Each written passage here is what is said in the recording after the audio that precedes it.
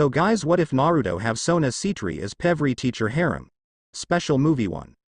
It was a sight so picturesque that anyone gazing upon it could be forgiven for thinking they had died and gone to heaven. A beautiful meadow that stretched out further than the eye could see. Beautiful flowers swayed in the light breeze while petals danced through the perfume-laden air. One such group of petals tumbled around a giant oak tree before falling softly to the ground and onto the face of one Naruto Uzumaki, who suddenly stirred as he brushed the petals from his face. He awkwardly tried to look around but found he was resting his head on someone's lap. It was so comfortable that he just wanted to stay put and bask in the happiness that seemed to permeate through his body. Eventually curiosity won out and he turned to look at the face of the person whose lap he was resting in, but was blinded by an otherworldly light, and all he could make out was a clearly feminine figure wearing a pale blue blouse. Her face was impossible to identify due to the bright light, but the gentle chuckle she made on seeing him move carried to his ears perfectly. Naruto wasn't the most religious person, but he was pretty sure that if angels were real, then this mysterious woman would easily be mistaken for one. Her blonde curls fluttered as another breeze passed over them. "Who are you?" Naruto found his voice after what seemed like an age of lying there, basking in the ethereal presence of his companion. She spoke, and although Naruto couldn't decipher the words, he felt the meaning engrave itself in his soul as if she were speaking some higher language that surpassed mere things such as words. "You should rest while you still can, cursed child." "What do you mean by that?" Naruto tried to get up, but the woman gently yet firmly put his head back in her lap. "Yours is a path of struggles and strife," she stroked his cheek fondly, "but if you persevere then all your dreams shall come to fruition." "Who are you?" Naruto mumbled as he felt the warmth of her lap and her soothing ministrations rob him of his energy. "A friend who is watching over you from upon high. Now then, Naruto Uzumaki, it is time for your tale to begin." "Wah." Naruto blinked and looked around, struggling to gain his bearings until he realized where he was. Sat in the passenger's seat to his dad's car while said person was driving. Minato Uzumaki, formerly Namikaze, glanced at his son concerned. "Are you all right? You were tossing and turning quite a bit in that dream." "Why yeah, I am fine, just an odd dream." There was a flicker of a smile on the youth's face before he looked at the heavily bandaged left arm, which was the whole reason he had packed all his belongings and left his family home. Even through the multitude of bandages there was a faint glow. "How much longer until we reach this friend of yours?" "I'd hardly call him a friend," Minato sighed sadly. "It's your uncle Jiraiya, the one who checks on you periodically." "That old pervert?" Naruto went quiet and stared out at the dark, rain-covered streets. "So, he's my birth father?" "I don't think so, but I suspect he knows who that is." Minato glanced concerned at his adopted son. "It doesn't matter anyway, you and mom are my parents." Naruto smiled at Minato, who chuckled, and the two continued the drive in silence. It had come to some surprise to Naruto when his mother and father had told him he was adopted. He was the spitting image of Minato after all. The story he was told is that his parents, that is to say Minato and Kushina, were unable to have children of their own. His father was a priest until he left the church to marry Kushina and believed that this was some sort of divine punishment for abandoning his faith. Long had Minato devoutly prayed for forgiveness, and it was in one such fit of prayer that there was a knock at the door, and what looked like a tired angel handed Naruto over, told them that him above had heard their prayers before handing them a small book and vanishing into the night. Naruto had always assumed it was just a made-up story, especially as he could remember when Kushina was pregnant with his twin sisters. But then his left hand had suddenly started glowing with a strange energy that seemed to soothe anyone who beheld it. This had been a warning sign mentioned in the book that had been left behind by the angel, along with an address that they were to visit in the event of any of the symptoms that had been listed occurring, including but not limited to spontaneous ominous Latin chanting from the walls, spontaneous combustion of items with a 5-meter radius of Naruto and him suddenly turning into a demon. All things considered, a glowing hand was probably the best outcome. Still, it hadn't been easy leaving his life behind. He had 2 little sisters who idolized him, and when he imagined them waking up to find he had suddenly left, it caused his heart to ache. It was a painful thought, but less painful than the very real concern he could accidentally cause one of his sisters to burst into flames. His mother had been bad enough, openly bawling as she hugged him and promised that there would always be a spot at home for him and his relocation was only temporary until they sorted out whatever the problem was. "Here we are," Minato mumbled as they pulled up to a small house. As they got out of the car and Naruto collected his bags, Minato noticed a large collection of holy symbols in the garden, as if warding against intruders. As the former priest got closer to the house, he recognized the symbols from a variety of religions, although most of them were completely foreign to him. As the father and son approached the front door, Naruto noticed several horseshoes hammered around it and hesitated, but Minato stepped forwards. If his son's life was in jeopardy, he would do whatever was required to protect him. The elder blonde knocked at the door 4 times, waited for a few moments before knocking twice, then standing back, shivering slightly in the light drizzle. There was the sound of various bolts opening, and finally the door opened to reveal a large man. He had a wild mane of hair and grinned on seeing them. "If it isn't the preacher, Minato. So, it's finally happened, huh?" The man looked at Naruto and his heavily bandaged arm. "You'd best come in then."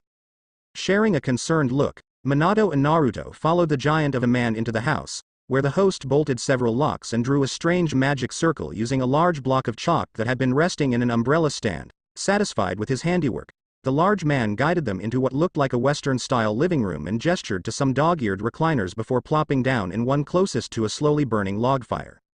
So then, Jiraiya, Naruto's self-proclaimed uncle, gestured at Naruto's arm. What phenomenon did he experience? His arm glows with a strange power. Minato helped Naruto unwrap the bandages before revealing the softly glowing limb to the man, who let out a satisfied hum. "I see you mastered the sealing scriptures I left behind." Jiraiya nodded at Minato. "I couldn't even sense the energy until you began to remove the bindings." He took a good look at the glowing arm before letting out a sigh. "Well, the good news is this means he had a good upbringing. Congratulations, preacher." Had one of the negative phenomena triggered, it would have been due to living a rough life or some sort of tragedy unlocking his powers early. "Powers?" Naruto asked. "Right, kid, I am going to tell you a little story." The older man pointed to a large picture over the top of his fireplace. "This piece is known as the End of Judgment. Fun fact, it is based on something that really happened. See, a long time ago angels and devils were at war." "Angels and devils?" Naruto repeated incredulously. "You don't believe?" Jiraiya glanced at Minato, who smiled weakly. "Well, whatever. Trust me, kid, they are very real, and I should know." A pair of gray wings spread out from the stranger's back. "Looking like a pair of filthy dove wings. I am a fallen angel." Taking the shocked expression on Naruto's face as confirmation, he was convinced. The fallen angel continued with his story. "See, this war got bad, and as a result, some angels started to question if this was truly his will. Some of these refused to fight, but there were those who continued, and this doubt caused them to become fallen. You see, when an angel feels they have betrayed his will, they will become a fallen angel. Our wings turn dark and we are cast from heaven, forced to live on earth or wherever we can find a place to call home." At its peak, this war had 3 factions. Jiraiya walked over to the picture and began to point at it. There were what looked like 3 armies attacking a giant eye which had several circles and strange tomo shapes periodically along the outer rings. The angels, devils and fallen angels were all at war. Each faction sure they were right and not willing to give up. There were so many deaths, so much pain and sorrow that mixed in with the angelic and demonic energies that remained from the battles. This somehow gave birth to something. He gestured to the large eye. "I call this monster a Nephilim, a being purely made of the sorrows of war. To this day we don't know if it is sentient or not, but one thing is for sure, it was powerful." All 3 armies were forced to join forces just to hold it back. In the end, a group of heroes from each faction managed to seal the creature away, and a treaty was signed to ensure the 3 factions would never war again. That's not to say there haven't been individual battles or proxy wars, but I am getting ahead of myself. Jiraiya looked at the blank-faced Naruto and the concerned-looking Minato. "And this affects Naruto how?" Minato glanced at his son. "Oh, that's just some backstory." Jiraiya waved dismissively. "It is more the details of the pact that affect him. See, to this day we don't understand how the creature was created, but we knew one thing. It was made from a mixture of divine and demonic energy. Usually it is impossible for such a creature to come to be. Even if an angel reincarnated as a devil, their soul would be that of a devil even if they can use angelic abilities. It was unanimous though that we couldn't allow another to be created. While an end to large wars seemed to be the answer, there was always the chance that a lesser Nephilim could be created that would attempt to awaken the sealed one and continue the destruction from all that time ago. To cut a long story short, your birth mother was a devil and your birth father was an angel. This is usually not a problem, as any child of such a union in the past was either an angel or a devil, but in your case, there were 3 children. One was born an angel, one was born a devil, and then there was you. Jiraiya paused to allow everything to settle in. You had no wings, no tails or anything, but there was one thing that you did have. Well, 2 things really. You had 2 souls, one angel and one devil soul that somehow acting in concert. "Oh," was Naruto's weak reply. "The leaders of all 3 factions demanded your head." Jiraiya spoke softly, they feared you could lead to the Nephilim reawakening. Labeling you as one of its kin. Your mother was fine with that, she got a devil child and honestly, I don't think she held any love for your father or any of her children. Your father however disagreed and got me to hide you from the world. I think I did a pretty good job. The fallen angel puffed out his chest. Thanks to my understanding of various magics I've been able to hide from any pursuers and I made sure that you would remain undetectable from anyone who could wish you harm. Let's get to the part where I turned into a nightlight. Naruto waved the glowing arm. Well. To hide your presence, I sealed away your powers which have been steadily building and straining against my seal and it finally burst, and your energy rushed to the hole in the seal which happens to be on your arm. It should fade after the excess energy has finished bleeding away.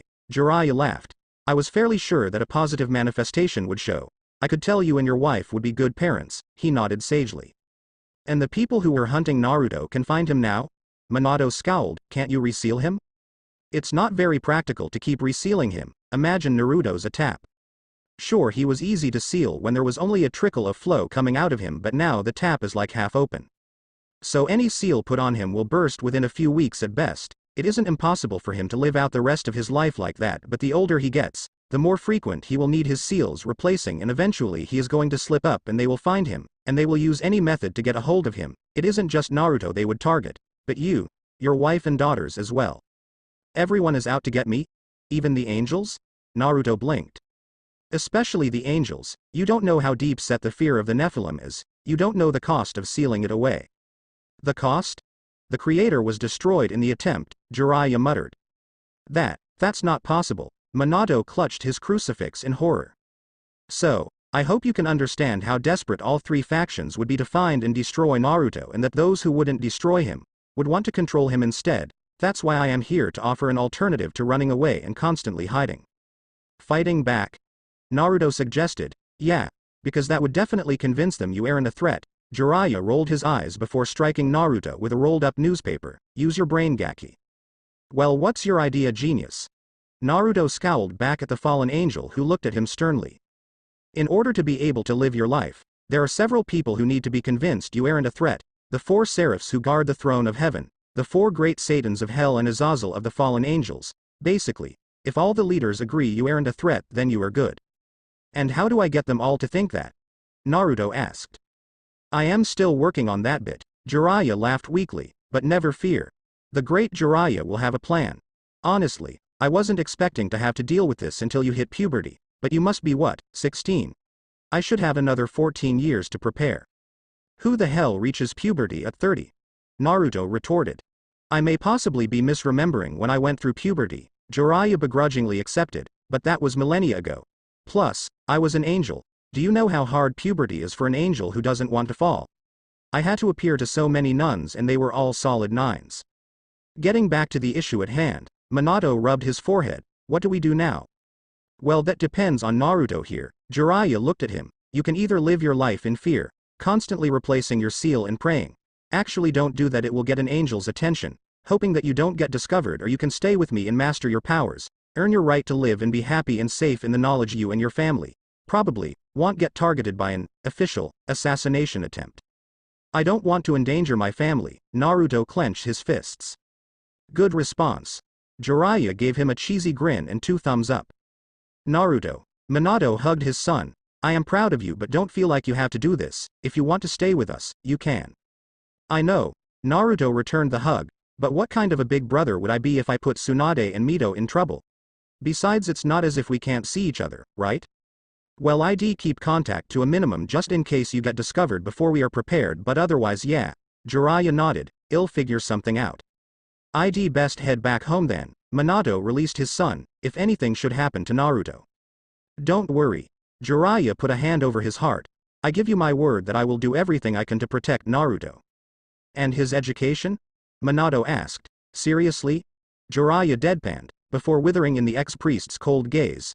Sure. In fact, I had a plan that involves him joining one of the most prestigious schools in the country. Trust me, I have everything under control.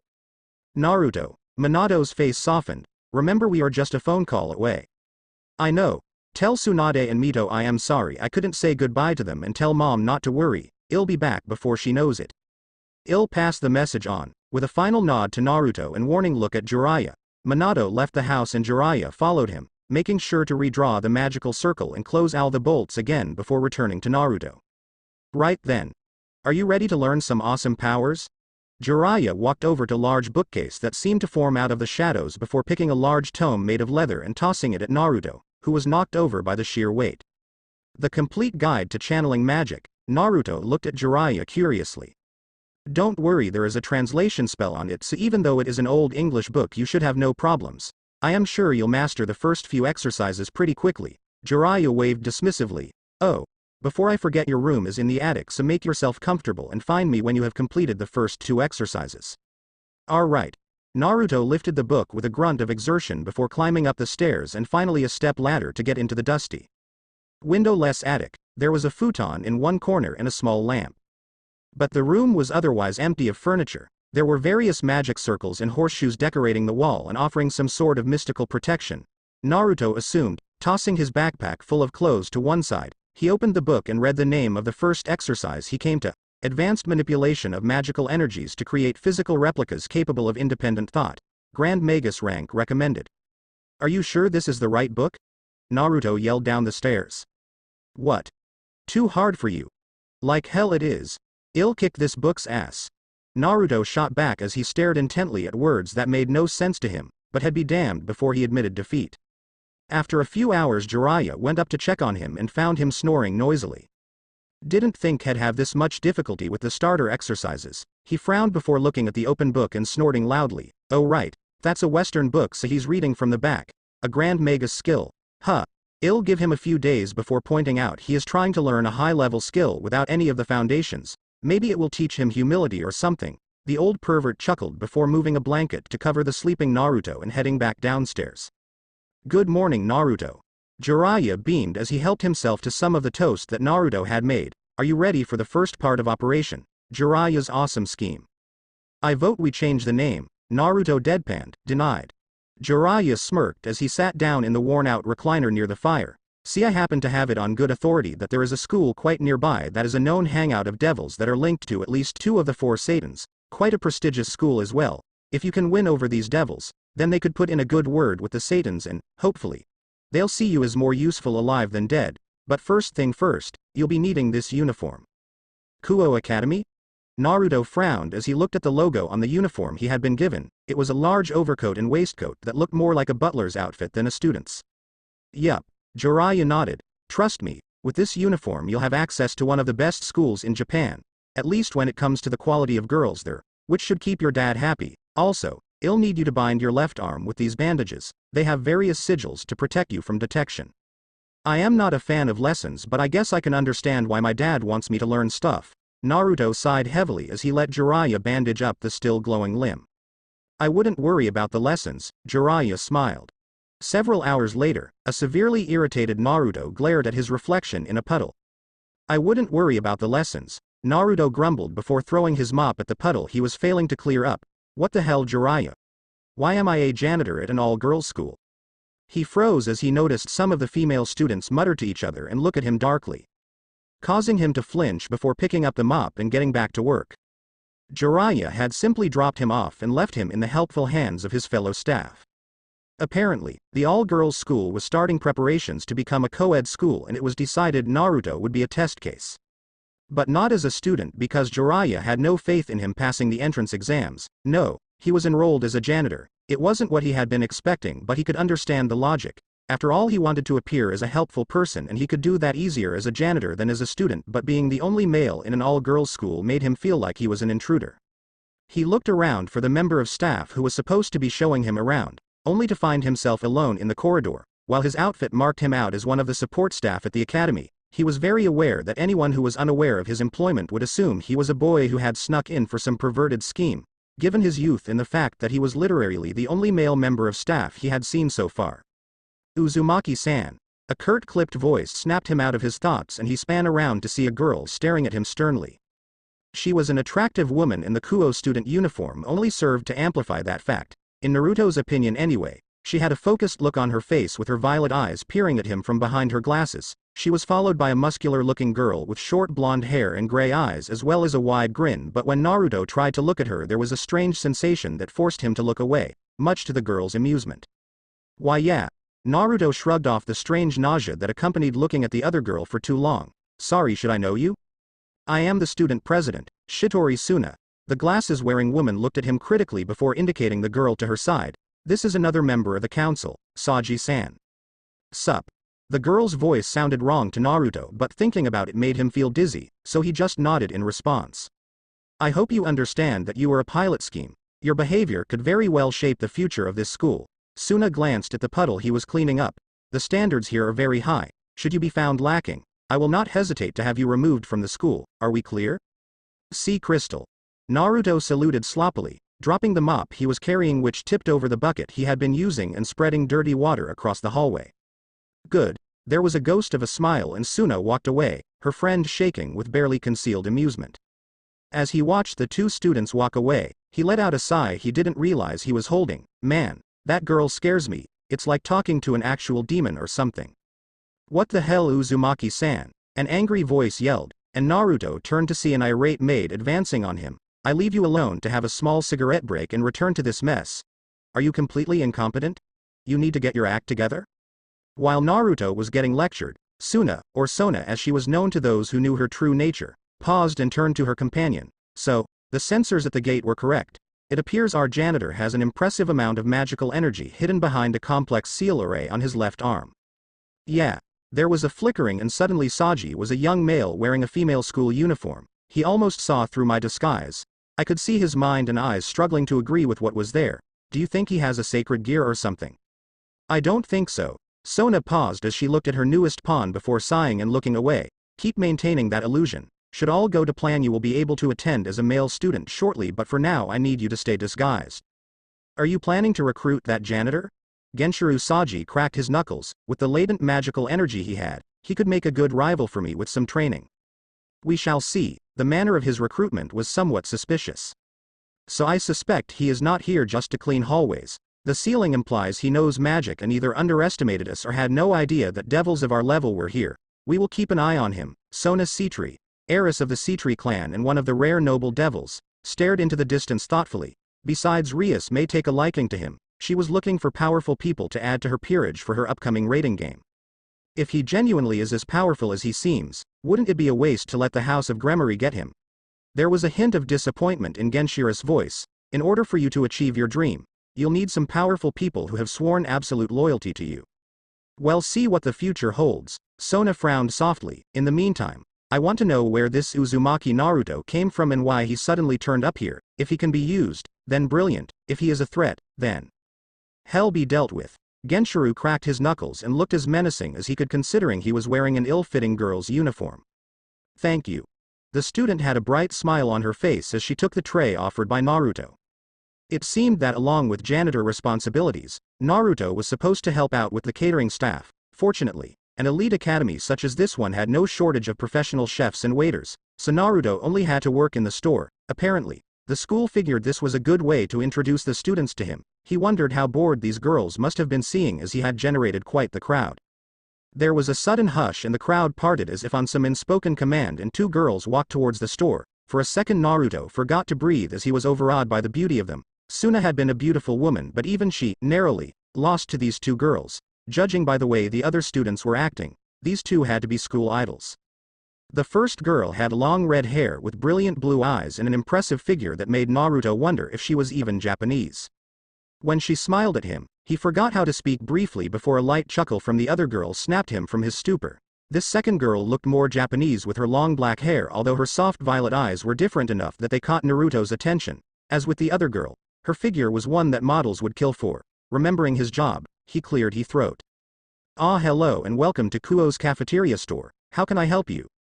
So, you are the new member of staff. The red-haired beauty smiled. My name is Gremory Rias. Pleased to meet you. She smiled widely. Sorry for disturbing you. I was just curious what was causing such a fuss. Oh, it's nothing. Naruto rubbed the back of his head. The name is Uzumaki Naruto and the pleasure is all mine. Can I help you? He looked at the other girl who tilted her head thoughtfully. Hamejima Akeno. The black-haired girl smiled, but unlike Rias, this one sent shivers down Naruto's spine as his instincts warned that this girl could possibly be a bigger threat to his well-being than even Sona. Keep up the good work, okay? With that, the two girls turned and the rest of the crowd reformed, gossiping about the beauty of the two girls before finally remembering why they were there in the first place and watching the new member of staff at work until Sona appeared to chastise the girls for their behavior, pointing out they were blocking the people who genuinely wanted to use the store. From a distance, Rias and Akeno looked at the clearly out of his depth Naruto. That is a lot of magical power, Akeno mumbled. It didn't seem that much to me. Rias glanced at her friend. Didn't you notice the bandages on his left arm? There were powerful seals in that. I could feel them. Akeno tapped her chin thoughtfully. Why did such a powerful potential piece appear right now? It feels a bit like a trap. I didn't get any bad vibes from him though. Rias was deep in thought, and if he genuinely is here by chance then it would be bad if someone else snagged him first. Still, the fact he has those seals implies he knows about magic. I think we should focus on Issei-chan. Have you made any attempts to make contact with her? Akeno watched Naruto like a cat watching a mouse and deciding whether it wanted to kill it or not. No. I would prefer for her to have a normal life just a little longer. There was a clear look of distress on Ria's face, but I will make sure she gets one of my summon cards soon. If that's your plan. Akeno finally looked away from Naruto, who felt as if a large weight had been lifted from his shoulders, much to his confusion. It is, Rias nodded. Let's head back to the clubroom and let Kaneko and Kiba know about this. The two left the cafeteria, having gained more questions than answers from their impromptu investigation. My everything aches, Naruto groaned as he walked out of the school gates. Besides the brief 15-minute lunch break he had been allowed, the other members of staff had run him ragged today and he got the feeling he wasn't meeting the high standards that were expected of him. He found himself almost looking forwards to trying to decipher the complicated text that Jiraiya had left him, as it would give his body a chance to recover, even if it pushed his mind to its limit.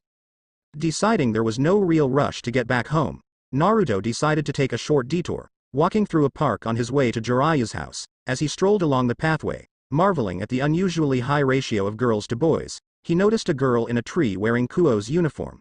The girl appeared to be trying to look over a wall to the neighboring hot springs via binoculars, leaving Naruto not entirely sure what to do. So, what are you doing up there?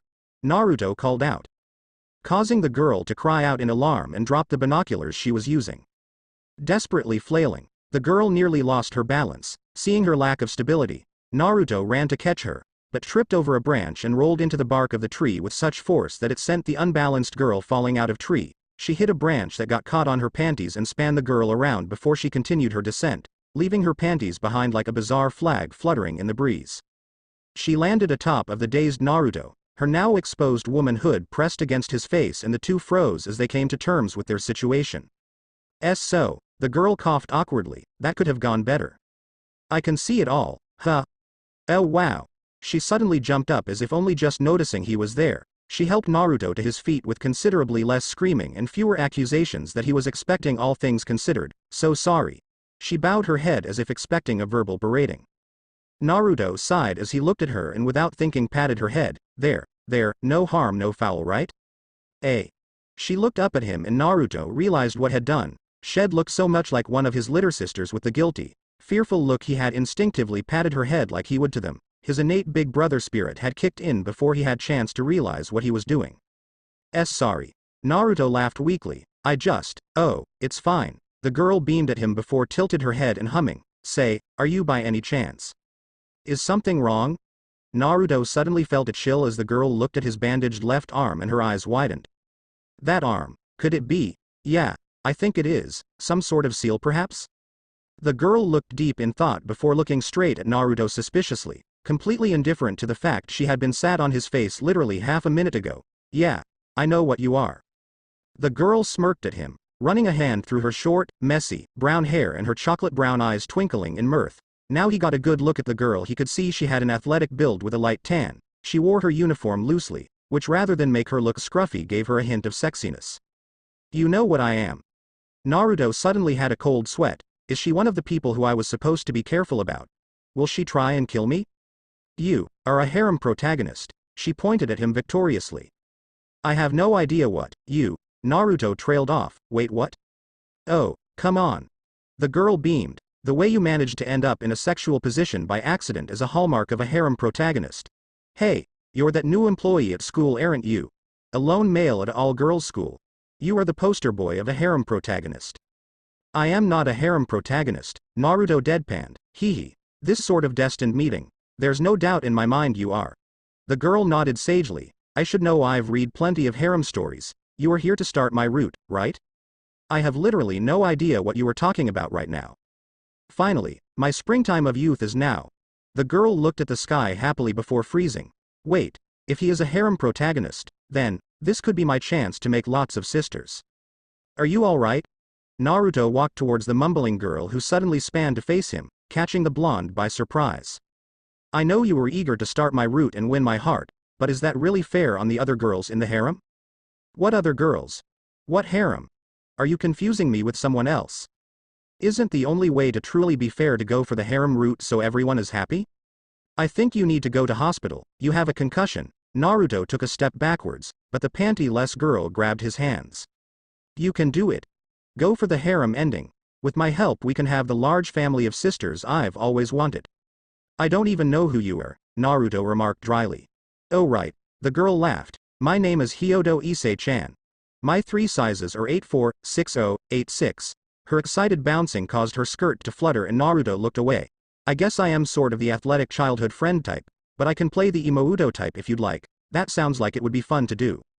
First things first, you need to calm down. You're not wearing any underwear. He gestured vaguely in the direction of the tree and the excitable girl turned and let out a laugh. Oh, right, the now named Issei looked up at the tree. Could you get them for me? I mean I would, but, you know, she pushed her skirt down. Alright. Naruto nodded as he climbed up the tree, grabbing the panties and binoculars before coming down, freezing as he saw a female police officer waiting for him at the bottom. Naruto looked at the panties and binoculars. This isn't what it looks like. You are so a harem protagonist. Issei nodded, stars in her eyes as the police officer advanced on him, getting into all sorts of misunderstandings. Wait. Why aren't you explaining what was going on here? He looked at Issei who tilted her head. Well, I want to see what flags this could trigger, Issei remarked. After a 10-minute discussion, Issei, now wearing her panties, and a drained Naruto were told they could leave with only a warning from the police officer. Hee. Issei laughed gleefully as she walked alongside Naruto. So, do you have any other girls whose routes you've started? I think you're the girl I've spoken to most if that's what you're asking. Naruto gave up trying to correct the girl, it seemed like a waste of breath. Good. The harem route requires you to remain as neutral as possible. Issei smiled. Oh, I just realized I don't even know your name. Are you sure you don't have a concussion? Naruto sighed. Uzumaki Naruto. Nice to meet you, Naruto-kun. Issei beamed. What are your 3 sizes? Do you want my bust size? There was a confused expression on Naruto's face. Oh no. Amon's 3 sizes are length, curvature and circumference. The bubbly girl declared. Of your dick, of course. I am not telling you that. That's fine. I am a good guesser. She stared at his crotch intently, causing him to shield himself. You should go around doing things like that. The wrong kind of guy could get ideas. Don't worry. Issei declared confidently. I'll only do it to you. Naruto found himself unable to think of a comeback, so merely let out a tired sigh and started walking away, Issei following him cheerfully. So Hyodo-san. Call me Issei-chan, Issei interrupted. Issei-chan, Naruto sighed. Why were you in that tree with binoculars? Isn't it obvious? I was peeking. She pushed her chest out proudly. I have to be on the lookout for potential harem sisters. You were peeking at girls. Naruto was stunned by her honesty. You make it sound so dirty. I like to look at girls and figure out what it would be like to be in a harem with them. Why do you want to be in harem that much? If you like girls, you don't need to be with a guy as well, you know. It's not like that. There was a slightly downcast expression on her face before she recovered. I just really want a lot of sisters. The bonds between harem members make them practically sisters, right?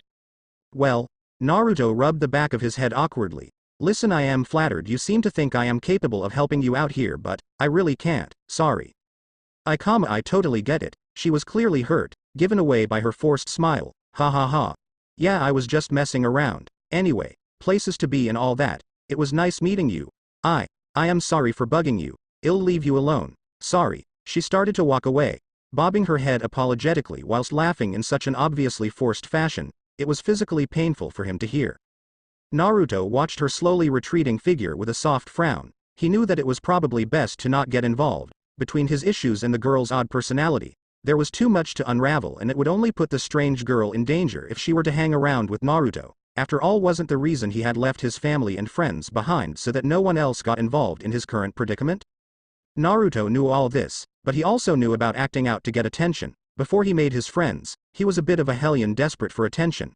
Maybe this Issei was just like he used to be. She made herself quirky to try and appeal to him in a desperate plea for a friend. What would Mito and Tsunade say in this situation? Naru ni, you left a girl in distress. You are disgusting. I hate you. The boisterous voice of Tsunade exclaimed. I thought Oni-sama was a true gentleman, but I was wrong. I have no male siblings. The calm and cold voice of Mito cut through him like a blade. As he watched her, he felt his big brother spirit react. This girl clearly had few friends if any and was just lonely and wanted someone to talk to. The moment he made that realization, there was only going to be one way this was going to end. Hey, Issei-chan. Naruto smiled as she turned to face him. Do you want to exchange numbers? I mean, I might not be looking for a girlfriend or anything, but you can never have too many friends, right? You want my number? There was a shocked expression on her face, but in her eyes, Naruto saw a spark of hope. Well, need each other's numbers to stay in touch, won't we? He grinned. Besides, I don't have any friends here and you seem like a good person to know. The look of sheer happiness on her face reassured Naruto that had made the right decision, even if she did accuse him of being a tsundere. As they went their separate ways, a cheerful Issei was practically skipping when she dialed a number on her phone. Hi there, Yuma-chan. Issei beamed. I made another friend. This may sound awkward, but can he come with us this weekend? He can. Great. I am sure you two will get on like a house on fire. She closed the phone. I know Naruto-kun's H.P. Harem protagonist powers will win Yuma over too. This weekend will be life-changing. She wasn't wrong. So, how was your first day of? Jiraiya's joyous voice was cut off as he ducked under the coat Naruto had thrown at him. That good, huh? What the actual hell? Naruto rounded on the unconcerned Jiraiya, who folded the Kuo Academy coat over one arm before facing the angry youth with his usual cheerful expression. I thought you told my father you were putting me in a school. Did I lie? Well, maybe not, but you didn't tell the truth either. Naruto countered. You implied that you were sending me to a school to learn. Oh, you'll still learn stuff. Jiraiya waved a hand dismissively. Just not boring stuff like geography and maths. The fallen angel hung the coat on a wall before returning his attention to the confused-looking blonde. You see, it's one thing to get you physically ready for life in the magical world, but if you are going to win over so many important people, you'll need to know how to talk to them. That makes sense, Naruto begrudgingly admitted, but what about my education? My mum would kill me if she knew I wasn't preparing for a future career. If she knew about this, she'd probably drag me back home. Well, you were thinking of your future, Jiraiya pointed out. Can't have a career if you're dead, and if she were to drag you back home, it would put her and the rest of your friends and family in danger, so maybe we should keep what we tell her to a minimum, alright? Yeah, Naruto nodded. He had resolved himself that no one he cared about would get themselves involved in his struggles. It was better this way. Worst case scenario, the old pervert would be the only one who died with Naruto, and honestly, he was fine with that. As if sensing Naruto's thoughts, Jiraiya scowled briefly before clapping his hands together to get Naruto's attention. So, we are in agreement then? I guess. Naruto frowned as he collapsed into one of the comfy chairs in the living room while Jiraiya took his usual spot nearest the fire. Well then, what do you have to teach me then? Well, Jiraiya stroked his chin thoughtfully. I have no idea. I should have expected that. Naruto started to get up. Now wait a second. Jiraiya coughed awkwardly. What I meant is there is so much I need to teach you that I don't know where to start. He walked over to the large bookcase, checking a few books before nodding and pulling an old-looking tome from the shelf. It appeared to be a thick stack of papers held together with twine and rough-looking wooden covers. He returned to his comfy seat and slowly opened the book. I suppose we should start with the damage the Nephilim caused. It would explain why all the factions won't be happy when they find out you're alive. Sure. Naruto shrugged, not really caring either way. Taking this as a sign to go ahead, Jiraiya showed Naruto the page in the book. It was a similar drawing to the one over his fireplace, with a giant eye being attacked by 3 armies, but as if on command, the images started to move across the page, portraying a brutal battle. After a few minutes, the eye finally closed, but less than 20% of the original armies remained. With a click of his fingers, Jiraiya reset the scene and put the book down. It was that much a slaughter. Yeah, but it wasn't just how many but who we lost as well. I already told you about the creator being destroyed in the attempt to seal the Nephilim.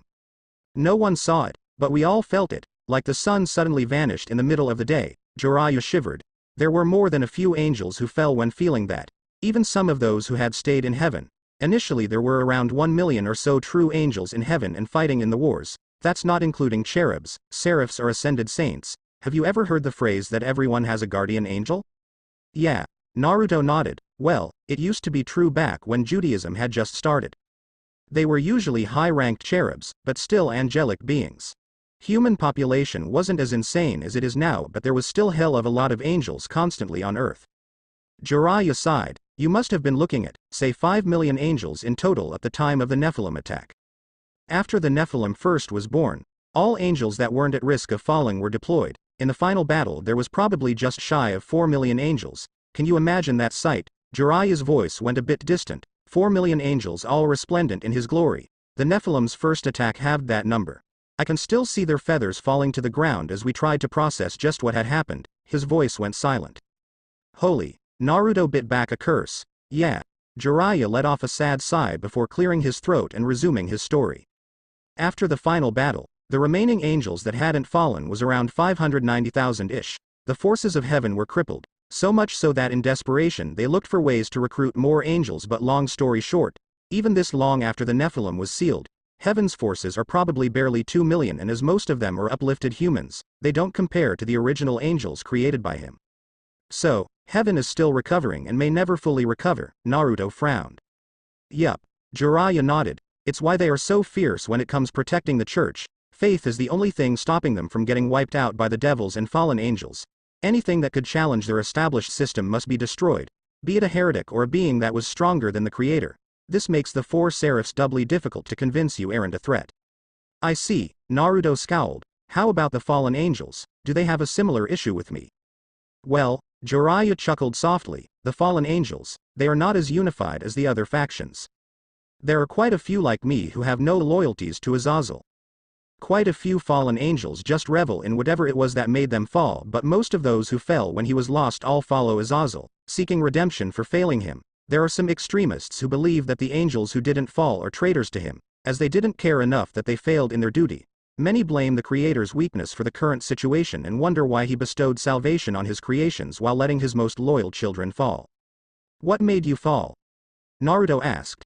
I killed a lot of innocent angels. Jiraiya shook his head. They were just in the wrong place at the wrong time, but if I could go back in time, I'd do it again. Ah. The mood in the room became awkward and the young blonde struggled to think of something to say, but fortunately Jiraiya had millennia to come to terms with his actions and quickly brightened up again. Of the 3 factions, the fallen came out of the Nephilim crisis the best. Seeing as before then they weren't even an organized faction, I'd reckon there are about 1 million fallen angels, most of which have pledged allegiance to first among the fallen, Azazel. He should be that hard to convince, as the fallen angels are the underdogs and would probably like you on their side. Still, with a faction as fractured as they are, you might need to win over several different lesser commanders as well who might not be as easy to win over. Wait. Wasn't Lucifer the first fallen angel? Naruto screwed up his face, clearly struggling to remember some past lesson from his ex-priest father. The first Lucifer was, but he married a devil and after time, any fallen angel traces were gone from his genealogy, leaving just a family of devils. Jiraiya nodded. It was before I was created, but I heard all the stories from those who were there. Michael was furious with Lucifer for betraying our father, but for him to sire an heir with devils was the ultimate transgression against his will. I imagine that was when reconciliation became impossible. That or when Michael killed him. Jiraiya shrugged. So why wasn't his children Nephilim then? Naruto frowned. Nephilim aren't born naturally. Jiraiya shrugged. It is impossible to have a creature be both angelic and demonic. A soul can only be one alignment. Then what about me? Naruto asked. Well, Jiraiya rubbed the back of his head awkwardly. There is a lot we still don't understand about you, and I haven't had much time to do a proper investigation. Think of it like this, we can discover more about you together. The pervert gave a thumbs up, letting out a bark of laughter as the disgusted Naruto got out of the chair. I am working on that spell book again. Naruto called over his shoulder as he left Jiraiya alone. The moment Naruto was out of sight, Jiraiya's face clouded over as he sadly remembered the day he lost so many friends. Put your back into it. The stern maid, who was apparently Naruto's senpai, crossed her arms and glared at the exhausted Naruto. Try as he might, he couldn't remember her name, having been too annoyed at Jiraiya to pay much attention to his orientation meetings, so mentally labeled her maid senpai. Unaware of her coworker's thought process, maid senpai glanced at her watch before tutting nosily. She pushed her glasses up the bridge of her nose and brushed a lock of her black hair behind her ear before focusing her coal black eyes on the youth. We are support staff for Kuo Academy. Heiresses of the rich and famous walk these halls. Do you think this work is acceptable?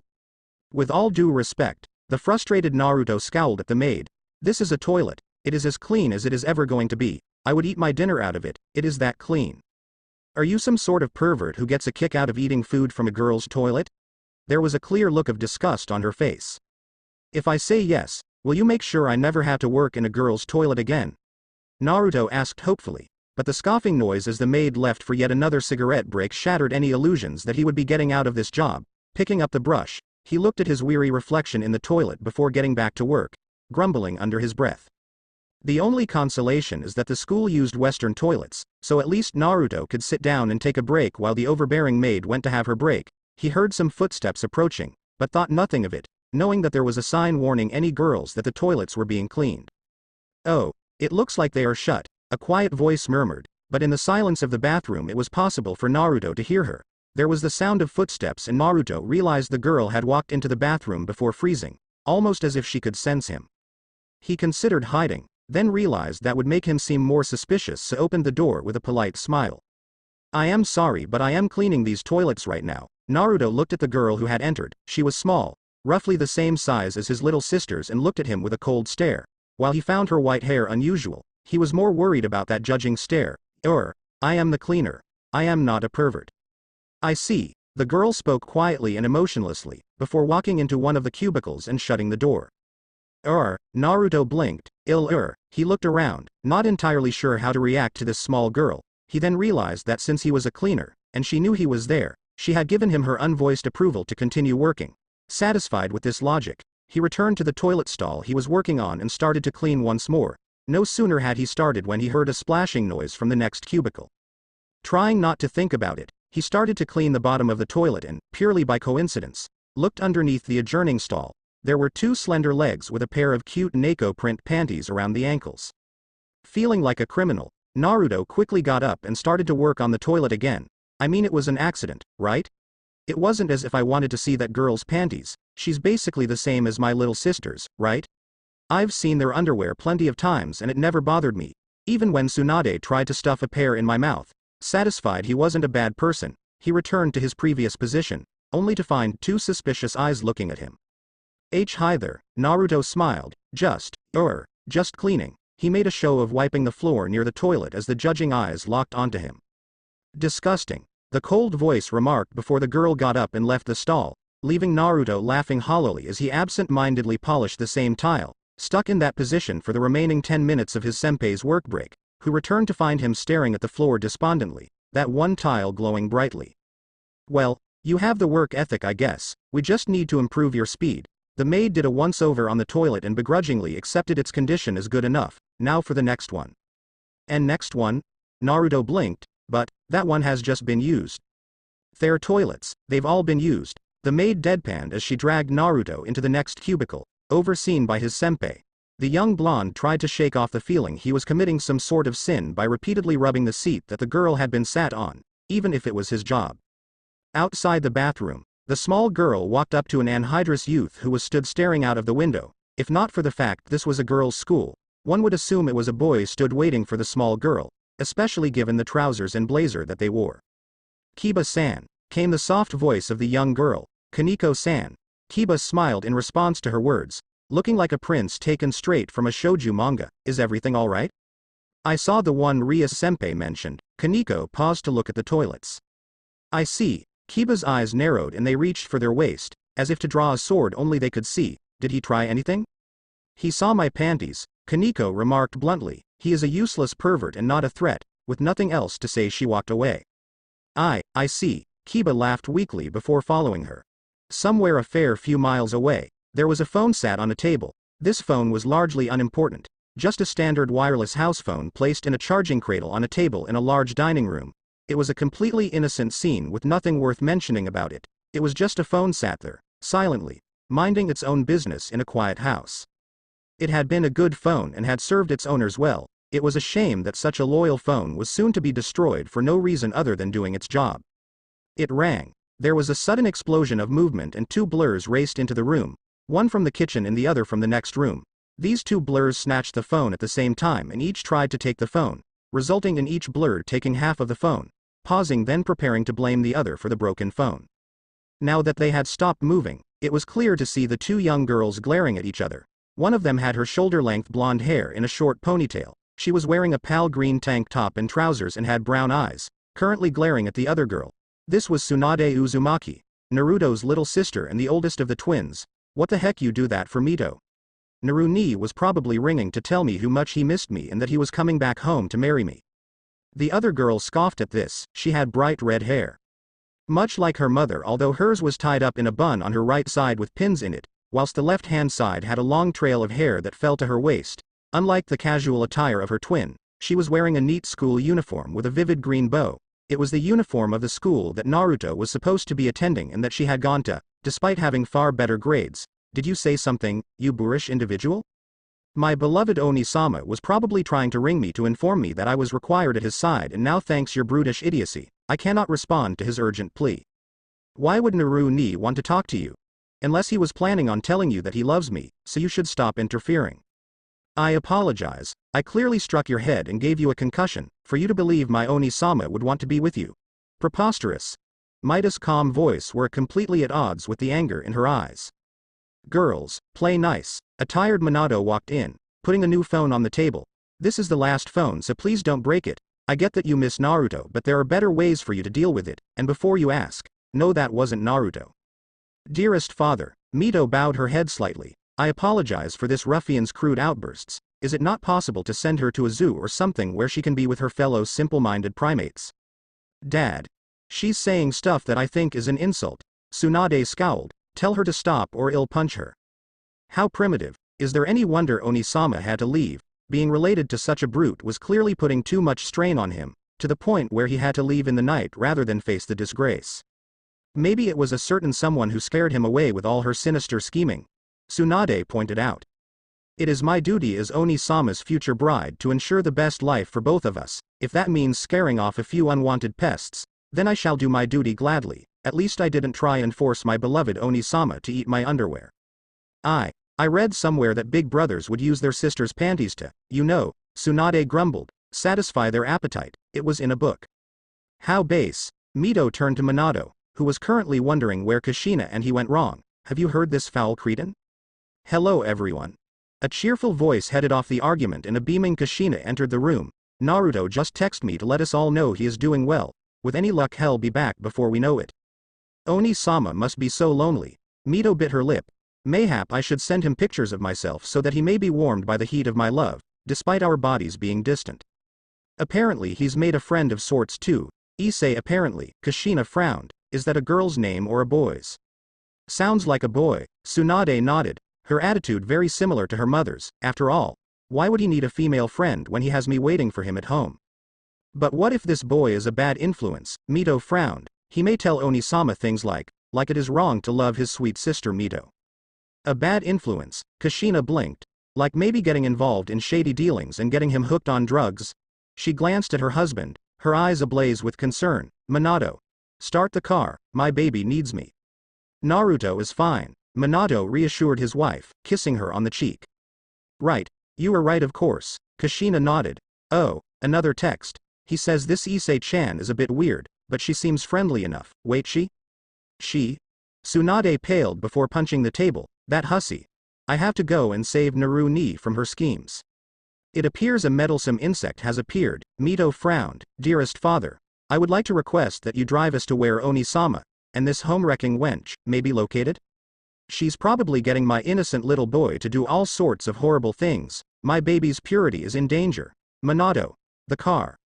Minato took a sip of his coffee and let out a sigh. Kushina was such an overprotective parent at times. I am coming Naru. Tsunade yelled at the half of a phone she was still holding.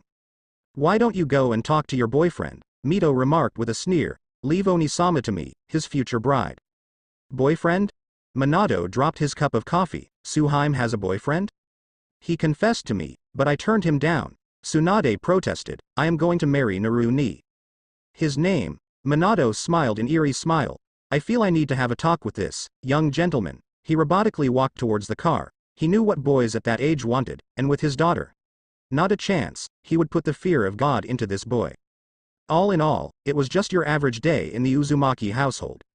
And finished, Naruto wiped his brow and let out a happy sigh. He was currently cleaning a hallway on the top floor of one of the buildings. As he looked out of the window, he could see the cheerful girls of Kuo Academy running around the track. It was the start of his third day and Naruto felt like he was beginning to get into some sort of routine. Today was a particularly pleasant sight as he watched Akano and Ria stretching out. Those two girls were really something else, Naruto thought as he leaned on his mop, before shaking his head and returning to his work. Maid Senpai had been called away on another errand and Naruto had been left to work in peace. This corridor was the route to the school council's clubroom and was very rarely used, especially during lesson time, so Naruto was able to relax a little. Still, he knew that if he was to stay at this school, he couldn't slack off too much. He needed to make a good impression so that if Jiraiya was right and there were devils here, they would see he was a good hard worker and not some potential world-ending monster. As he mopped the hallway, the doors to the student council office opened and a stern-looking woman stepped out.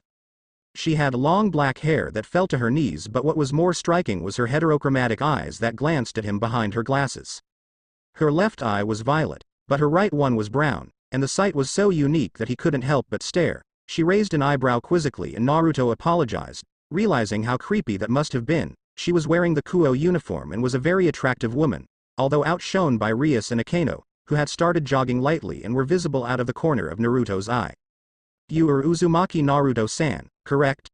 The girl glanced at a small clipboard she was holding, the new janitor. That's right. He nodded. Pleased to meet you. He trailed off, but the girl apparently didn't get the hint, only looking at the clipboard and writing something down before looking at Naruto again. After an uncomfortably long pause, she finally spoke again. Shinra Tsubaki, I am Shitori-san's vice president. The president has overlooked your youth and unusual circumstances and trusted you to work here professionally. Should you act in a way that would reflect badly on her, I will take action, understood?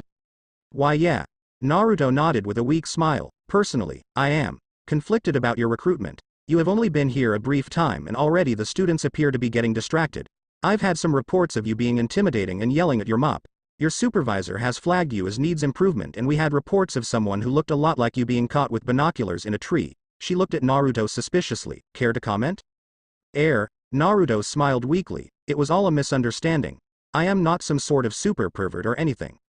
I see. It was quite clear that the girl stood before him didn't believe him, and we have also had reports of a young man hanging around in the girls' toilets. Care to offer an explanation, not a pervert-san?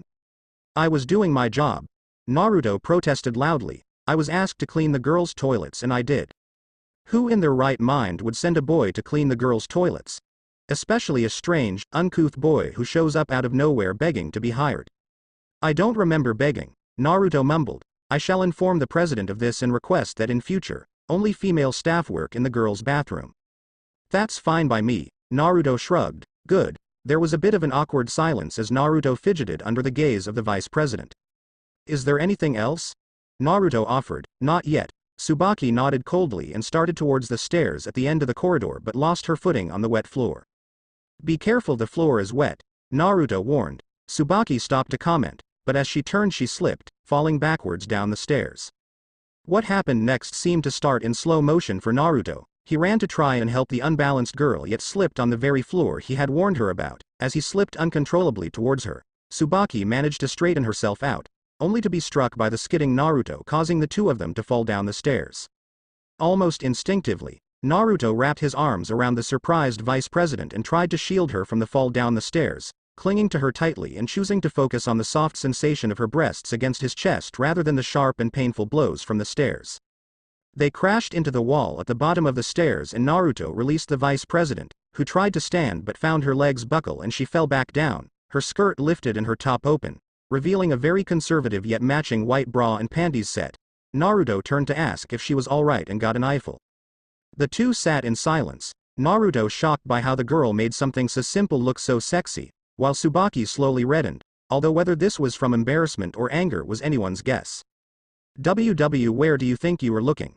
The girl blushed furiously as she quickly pulled up her skirt and corrected her shirt, the cold and judging tone of her voice how replaced by a fiery embarrassment, rage mix. Well. Naruto rubbed the back of his head but before he could defend himself, the once stoic vice president ran off. tears in her eyes and her face bright red. I am totally getting fired for this, Aaron. His shoulders slumped. Didn't even last a week. He laughed hollowly and stared into space. Vice President. A familiar voice exclaimed, shortly before its owner wandered into Naruto's view. Ah. I am guessing I upset her by interrupting her precious harem time. Sorry, Naruto-kun. Next time text me when you are having some fun, so I don't ruin it. If it makes you feel better, you can squeeze my breasts. Issei-chan. Naruto smiled weakly as the bouncy girl helped him to his feet. I am sorry. This is probably our last conversation. Naruto-kun? You don't look so good, she frowned. We should take you to the infirmary. Don't worry, I won't let you die. Her face lit up. Plus, you should really meet the new nurse. She has the hot Oni-sama vibe going on for her. That might be a good idea actually, Naruto remarked as he tested a stinging part of his head and found blood. I don't feel so good.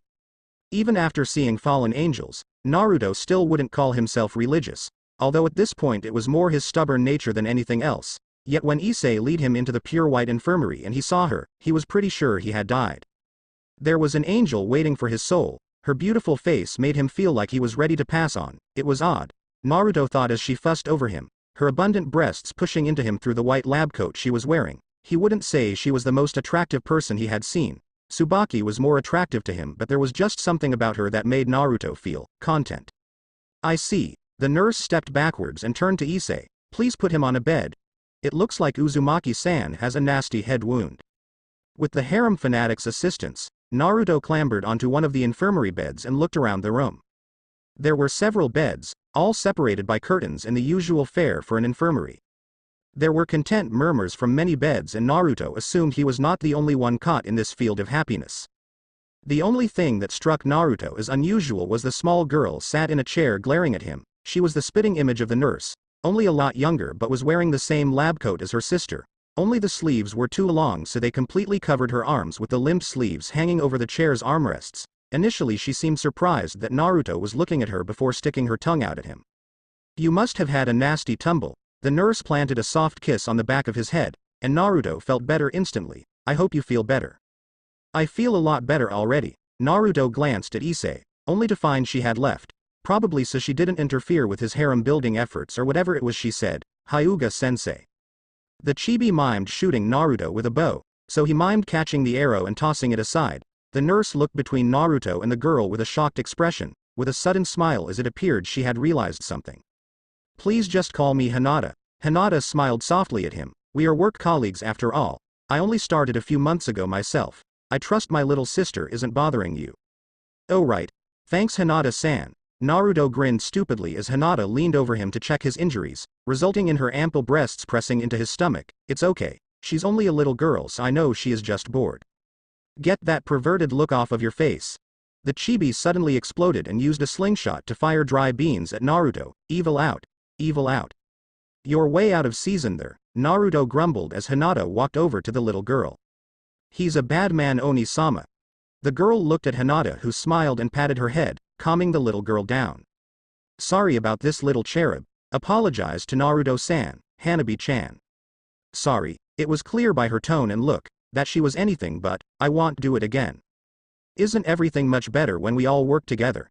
Hinata clapped her hands together before returning to Naruto, checking him for injuries. How did you fall down the stairs, Uzumaki-san?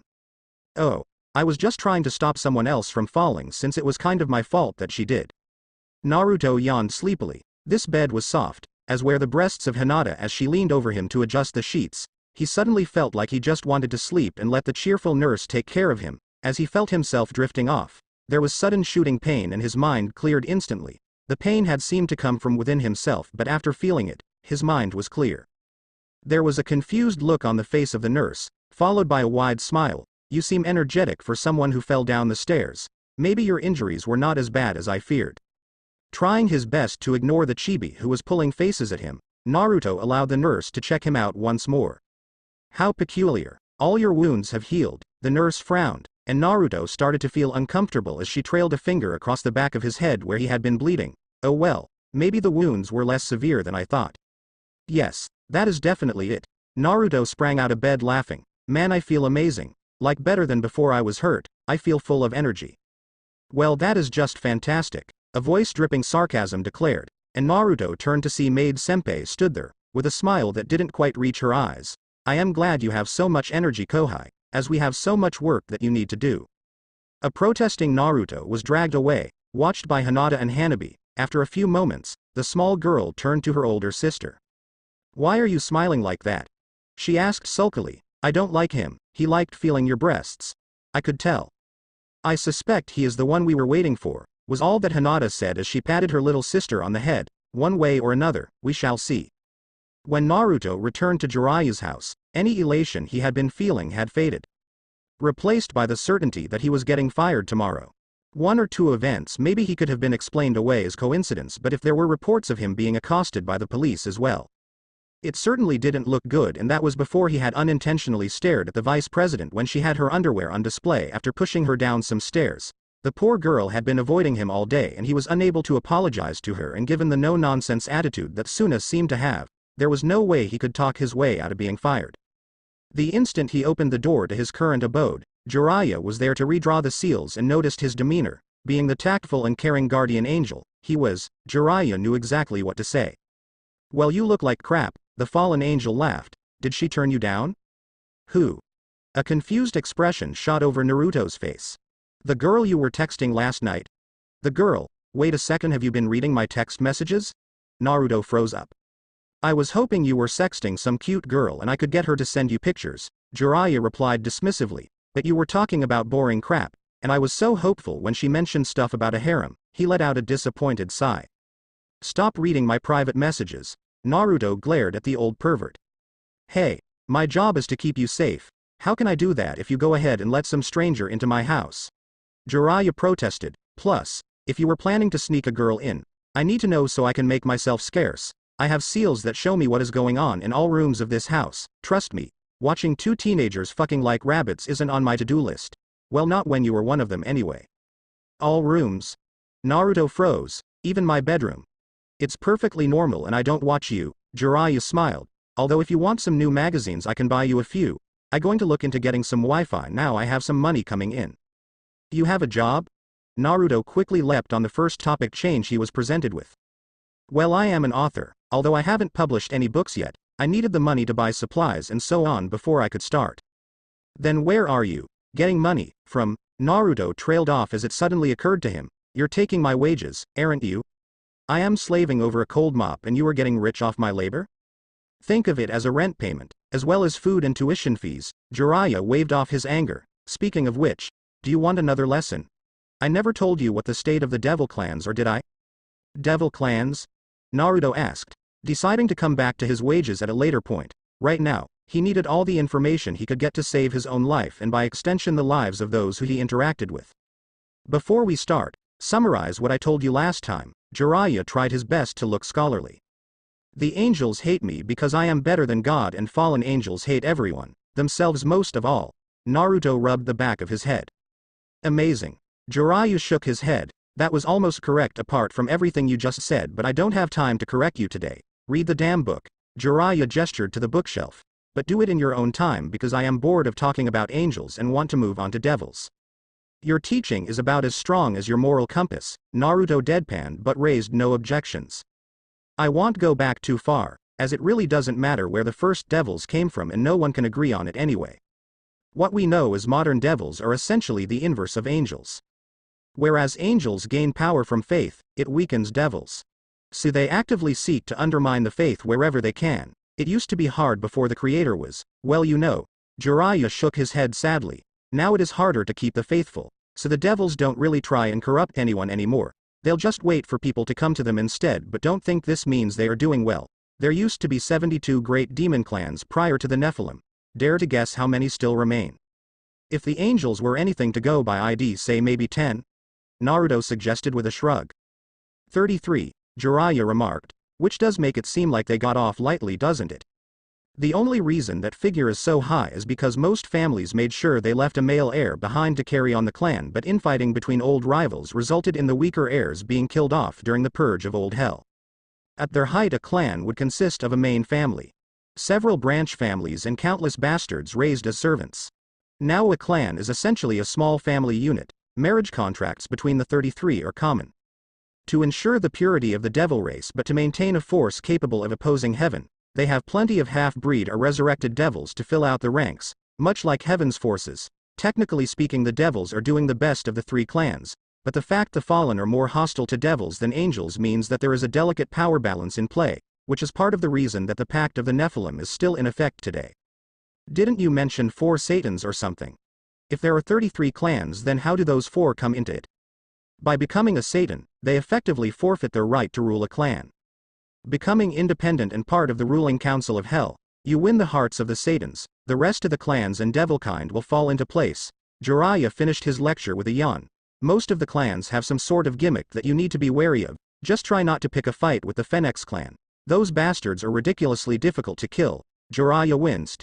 Invulnerability is their gimmick, along with fire and birds. You know, all the mythical phoenix crap. That's a thought. Naruto frowned. If all this Christianity stuff is real, does that mean the other religions are wrong? Nope, they are all right, to some extent. Jiraiya chuckled. Did you think I have all those symbols out there because I think they look good? Honestly, I thought you were trying to scare people off. Naruto shivered. Well, there is that as well, he conceded, but yeah. Somewhere out there you could find the realm of the Greek gods. Although they are all pretty weak given the lack of faith in them, they'd probably pass for weak even by human standards. Their monsters are all real and very much alive as well, although they are considerably stronger and tend to reside in special areas. The advantage of not relying on faith, I suppose. Don't ask me where they came from either, it's outside my area of expertise. Do they care about me?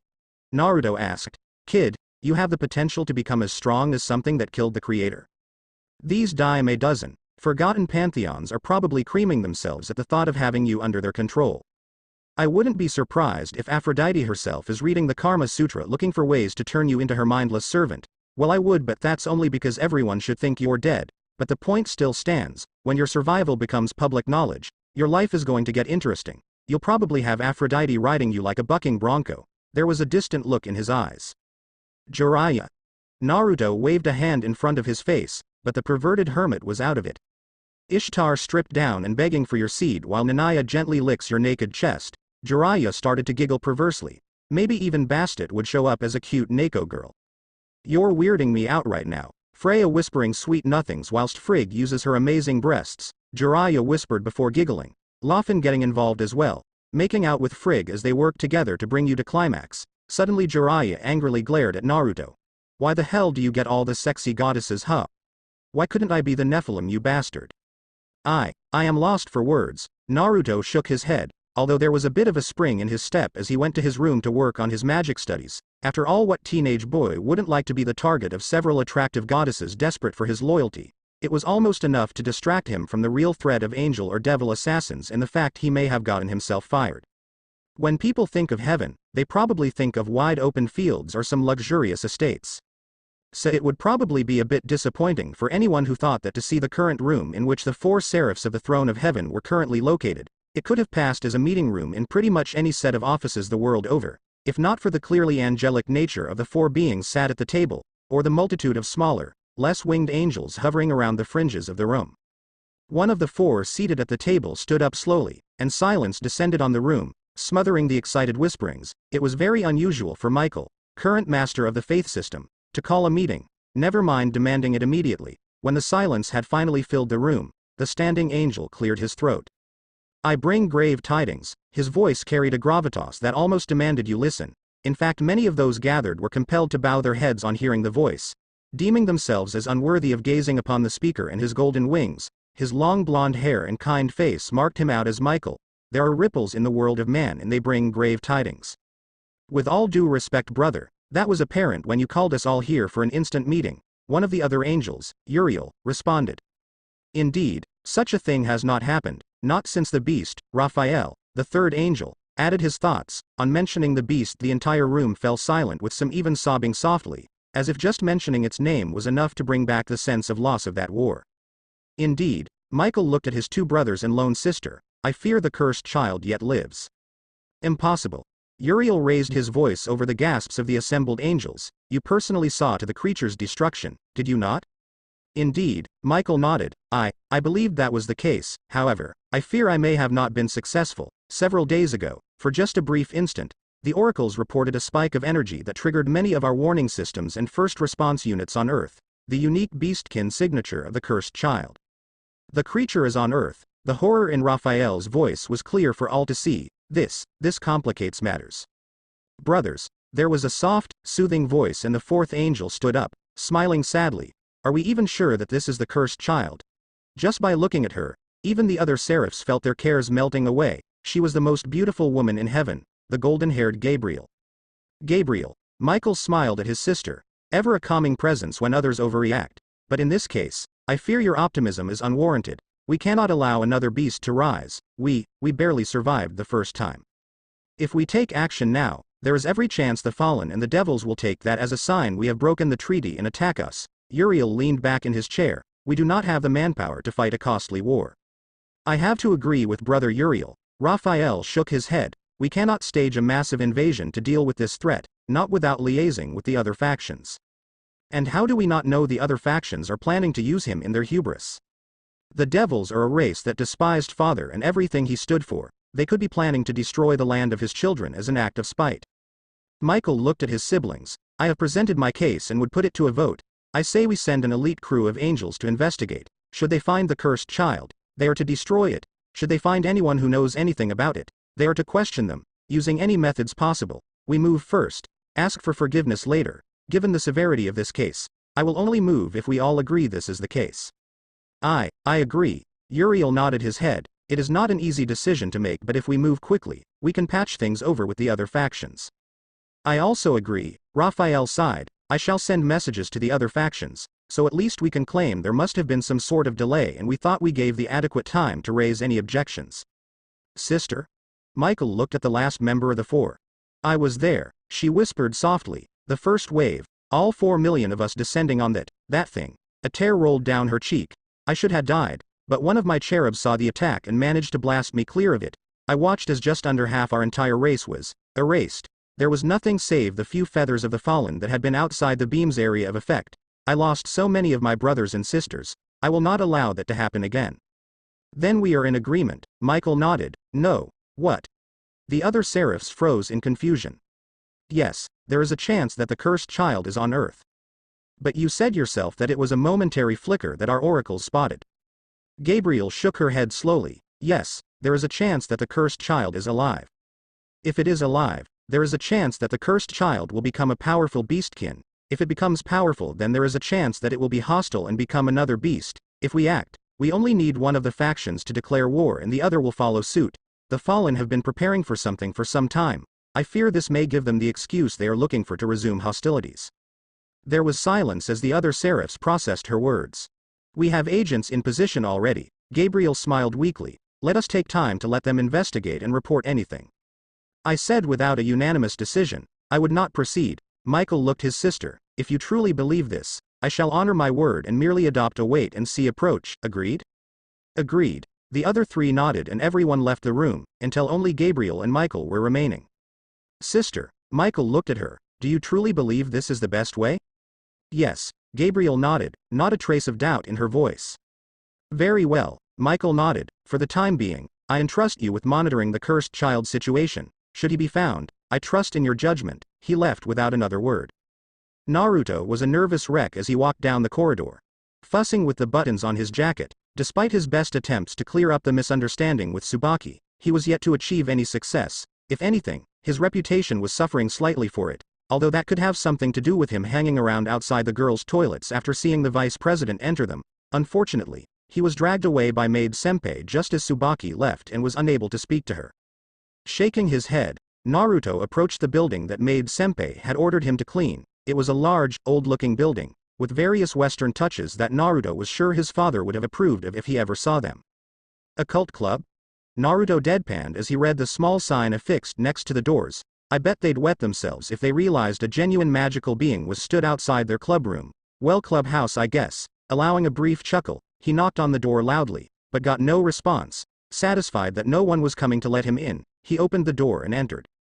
Clearly Kuo Academy didn't do things by halves. The clubroom had plenty of comfortable and expensive-looking Victorian furniture, the sort of things that his Western-file father would love to own. Groaning at the impossible nature of the cleaning job before him, he suddenly got an idea. After glancing around to make sure no one was looking, he tried out the exercise he had been shown by Jiraiya. While his seals severely limited his ability to use magic, it wasn't impossible. It just took a lot longer than normal.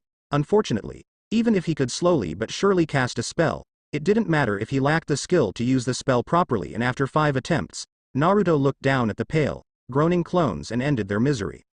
His progress had been going along nicely, but for some reason he just couldn't get the clones to appear correctly. He just figured he needed to pump more magic into them, but no matter how much magic he used, the clones all ended up like that. Resigning himself to having to clean the house by himself, Naruto decided it was all Jiraiya's fault for being a useless teacher and made a mental note to complain to him later. As he was cleaning, he got the uncomfortable feeling of being watched. Many of the pictures on the walls seemed to be always looking at him, and he could have sworn that the heads on some of the suits of armor that were decorating the hallways turned to follow him, only to turn back when he looked at them. Spooky old building, Naruto grumbled as he knocked on a door, getting no response. So walking in, it appeared that this was some sort of communal meeting area. Several comfortable couches were scattered throughout the room. The room was a little cluttered, so Naruto got to work tidying up. There was the sound of water running, but Naruto couldn't find the source and decided not to worry about it. As he tidied up, he noticed one of the seats had several cake crumbs on it.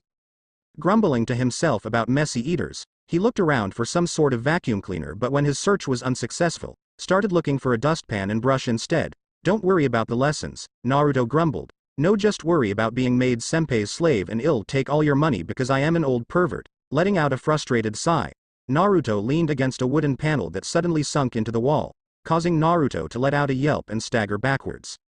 While Naruto tried to fix the sunken panel, a small section of the wall slid to one side and the sound of water got a lot louder. There was a soft singing voice that made Naruto stop and listen in awe. It was a cheerful tune that warmed his soul, making him forget both his grudge against Jiraiya and his concerns about being fired, if only for a few minutes. When the melody finally finished, so did the sound of water, replaced by the slapping noise of wet footsteps on a wooden floor. I could have sworn I'd shut that. A freshly showered Rias walked into the room and paused as she made eye contact with Naruto. Her skin was still wet, and while she was wearing a towel, the sight of her stood there was almost too much for Naruto. Can I help you? Ria's tone of voice was friendly but carried a definite tone of caution. Cleaning. Naruto bit his tongue. I was sent to clean up the building. This building should not be on the official cleaning schedule. The doubt in her voice was clearly matched by her gaze. I am just doing what Maid Senpai told me to do. Naruto bowed his head and handed her the note from Maid Senpai, before backing off. I apologize if there has been some sort of mistake. Rias stood there, looking at him, before giving him a cheeky smile. Well, to be honest, I am cutting class myself, so I'll keep this a secret if you will. That would be great. Naruto beamed. I get the feeling that another controversy might be enough to get me fired. Controversy? Rias asked. Genuine curiosity etched on her face. Well, due to several coincidences and misunderstandings, I get the feeling my employment status is in jeopardy. Naruto rubbed the back of his head. I see, Rias chuckled. I'll admit, when I first saw you, I was curious why someone of an age similar to my own was working rather than going through education. Ah, well, that just sort of happened. One day I was in school, then due to certain circumstances I had to leave my home and wound up here. Circumstances? Rias pressed but only got an apologetic smile. Sorry, it's kind of personal. Ah, I understand. Her gentle smile lifted Naruto's spirit. He genuinely felt he could tell this girl everything and she would accept him. He could see why she was so popular amongst the students. So, are you friends with someone in the club? Naruto tried awkwardly to make conversation as he resumed tidying, very aware that Rias was still only in a towel yet seemed completely comfortable with their conversation. Well, I'd like to think they are all my friends, Rias smiled. I am the head of the occult club. Seriously? Naruto blinked. Is that a surprise? The way she tilted her head should be a crime, Naruto thought to himself as he quickly looked away, lest he fell in love with her. Well, given how popular you were, I was sure you were some sort of idol or something. Naruto finally discovered a dustpan and headed over to the crumb-covered couch. Manager of the occult club is, well, we had an occult club back at my old school and it was just a few guys trying to summon a succubus into their bedroom. Did you ever try? Rias asked, her coy smile making Naruto's cheeks heat up. And no. I never tried to summon a demon into my house. Naruto stepped backwards from the laughing redhead. Sorry, she smiled warmly at him, I was just joking. Well, Naruto grumbled, hoping his face didn't betray his embarrassment. It did. Still, it is a shame that they were so limited in their application of magic. Rias exclaimed suddenly, the occult is a wonderful thing. Here, she grabbed Naruto's hand and dragged him over to a glass display case. Do you know what this is? Naruto looked at the item on display. It sorts of looks a poor quality mirror? Poor quality mirror. Rias let out a gasp. This is the legendary Yada no Kagami replica, she finished with a chuckle, but it borrows some of the divinity of the original artifact. It is said that what is reflected in the mirror is the truth. Really? So, basically like every other mirror then? Naruto deadpanned. No. Rias pouted slightly, playfully hitting Naruto on the shoulder, like if a devil looks into it, even if they are disguised they will see their true form. Really? Naruto shook his head. Sure, it does, honest. Rias unlocked the cage and held it up to Naruto. What do you see? What do I? Naruto's voice trailed off. What was looking back at him was not his face, at least not properly. His reflection's hair was white and its eyes red and slitted. 6 deep whisker scars ran along its face and it snarled, displaying sharp bestial fangs. Uzumaki-san? Rias lowered the mirror. Are you alright? I don't know. He looked at Rias. I mean, my mom always told me I was handsome but, I am average at best. Idiot. Rias let out a laugh as Naruto forced a cocky smile onto his face, trying to convince himself it was all a ruse by the bubbly occult leader. Still, I can tell you are passionate about this sort of thing. Naruto resumed cleaning while Rias returned the mirror to its case. Yeah. Rias smiled. It's all thanks to Sitri-san as well. She looked at Naruto, but he appeared to not react to the name. In fact, all that happened was he turned to face her with an apologetic smile. Sorry. I don't think I know who that is, he laughed weakly. Sorry. I meant Shitori-san, the president? Naruto paused as he recalled her piercing violet eyes. It's thanks to her that the occult club got this whole building. Rias suddenly jumped up, causing a pleasant bouncing motion that Naruto felt guilty for noticing. Say, do you have an interest in the occult? I could always do with a new member. Naruto made a point of looking around the room. My uncle is kinda big on that stuff, but I don't really know much to be honest. Until recently I never really thought about it. I mean, I knew a bit about religion from my dad, but that's about it. Oh. Who is your father? Just some old priest, Naruto laughed, or at least he was until he met my mother. He was forced to choose between his vows of celibacy and the woman he loved. My mom told me he didn't even wait for the head priest to stop speaking before taking off his collar and giving it back to the church. How romantic. Rias beamed as she watched Naruto at work. So, you must be well versed on religious scriptures then. Honestly, sermons were always too dry for me. I don't need some all-powerful god looking over me to make me behave in the right way. Naruto shrugged as he walked over to clean the windows, frowning as he saw a familiar figure walking to class, made even more noticeable by the wide ring of pupils keeping their distance from her. Rias stood beside him, following his gaze. Hyodo-san. You know Issei-chan. Naruto glanced at Rias, who wore a sad look on her face. I am surprised someone as popular as you knows who she is. She is always by herself when I see her, well, almost always. Rias turned to Naruto with a mischievous smile. I've noticed she seems to talk to you a lot. What do you talk about? Naruto looked away. This and that. She's interesting. I see, Rias sighed. When I saw her by herself I wanted to ask her if she wanted to join the occult club, but I figured I would give her a chance to make her own choice. I think she would be ecstatic if you asked her, Naruto chuckled. Although, she might start saying some weird things. Still, she is a good person. I think you should ask her. You genuinely mean that? Rias let out a soft sigh. She gave up. During her questioning she never got the feeling he was lying, and if he was allied with the fallen angels, she suspected he would have come up with some excuse to stop her getting close to Issei. You are a good person, Uzumaki-san. Well, I try, he laughed. Still, I can't stay here and talk all day. As much as I'd love to, I've got places to clean. Fight on. She followed him to the door. I will. It was a pleasure, Gremory-san. Naruto beamed at her. Just call me Rias. The beautiful woman smiled at him, and as he looked at her, Naruto wondered if this is what it meant to be in love. A beautiful woman. Her damp hair and wet skin carrying the scent of whatever shampoo she had used, looking at him with a pure and perfect smile while wearing only a towel. It was a moment that Naruto would have put down as perfect. But reality had other ideas, and before he could open his mouth to confess how he felt, the door he was stood behind opened. Well, maybe opened is the wrong term. Launched open might be more accurate, but regardless of how you described it, the result was one Naruto Uzumaki being struck in the back and forced in the general direction of Rias. She moved to dodge instinctively, but then went to catch him, but her awkward position resulted in his flailing arm grabbing her towel and tearing it off her as he fell to the floor. He tried to spin so he wasn't staring at the naked Rias but got tangled up in the towel, no doubt looking like a pervert wrapped up in the damp material. Honestly, it made him want to cry. How could this possibly get worse? Uzumaki-san. The cold voice of Tsubaki was unmistakable, and Naruto found himself hoping he could suffocate in the towel to spare him the indignity of explaining this. Still, it could be worse. Is the new janitor harassing you, Gremory-san? The dry voice of one Shitori Suna hit Naruto's ears and he gave a defeated sigh. So long, janitor's job. At least he had the image of a naked Rias burned deeply into his memory. This is my fault, not Uzumaki-san's. Rias protested his innocence. Please get dressed, Gremory-san. Suna rubbed her temples, watching as her rival, friend went back into the not-so-secret shower room to get dressed. While she was doing this, Tsubaki assisted Naruto out of the towel he had somehow gotten himself wrapped up in, shooting him a cold, disgusted gaze. It almost made him miss the cute blush she had just before she ran away last time they had spoken. Why are you here, Uzumaki-san? Tsubaki asked as he stood up. I was sent to clean here by maid Senpai, Naruto replied honestly. This building is off limits, Suna remarked. Remember that next time, please. Why, yes, ma'am. The frosty tone of her words triggered a survival instinct in Naruto and he saluted her. She raised an eyebrow in response. I am glad that I ran into you, Uzumaki-san. Suna looked at the blonde, who suddenly felt a sinking feeling his stomach.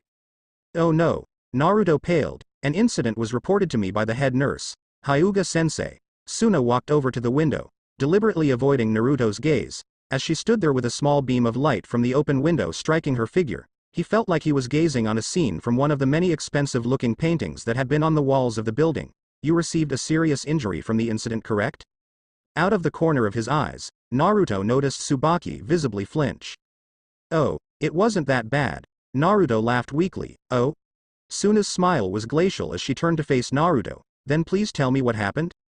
I was cleaning the student council hallway and I slipped down the stairs, Naruto slumped. So, you were incredibly clumsy. Not a trait I would like in a janitor if I am completely honest. While her facial expressions betrayed nothing, Naruto got the impression the president was enjoying herself too much. Then pray tell. Why did my vice president have tears in her eyes shortly after this incident? There were light bruises on her arms almost as if she had been attacked. Tell me, Uzumaki-san, did you attack my vice president? Oh gods. Naruto froze up. And no. I mean, she lost her balance and I tried to help her, but. Strange. Suna tapped her chin. When did she lose her balance? Was this before you fell down the stairs? Why, yes, she slipped and when I went to help her, I slipped. Then what happened? We fell down the stairs and I ended up being taken to the infirmary. I feel you are missing out some key details from that story. Maybe Shinra-san would like to fill in the gaps? Wait. Naruto interrupted, hoping he could tell his story before Tsubaki put the final nails into the coffin of his time at Kuo. He felt a wave of nausea hit him but shrugged it off. While I was falling, I may have grabbed a hold of Shinra-san. I see. Suna said no more, merely looking at Naruto with neither rage or disgust. In fact, she was looking at him completely apathetically, which somehow made her appear even more angry to Naruto. Anything else? And when we got to the bottom of the stairs, Shinra-san fell over, and between her falling over and the fall down the stairs, she found her clothes in a state of disrepair. Naruto lowered his head. I saw something I probably shouldn't have. I accept I did something wrong and will face the punishment. He bowed sharply, standing with his upper body parallel to the floor and his eyes squeezed shut. Anything you wish to challenge Shinra-san? Suna turned to her vice president, who nodded solemnly, a faint dusting of red on her face, not that Naruto could see that. I wish to report that Uzumaki-san is deliberately lying to protect my dignity, Tsubaki stated. It was my clumsiness that resulted in the fall, and if not for his intervention, I could have received serious harm. What?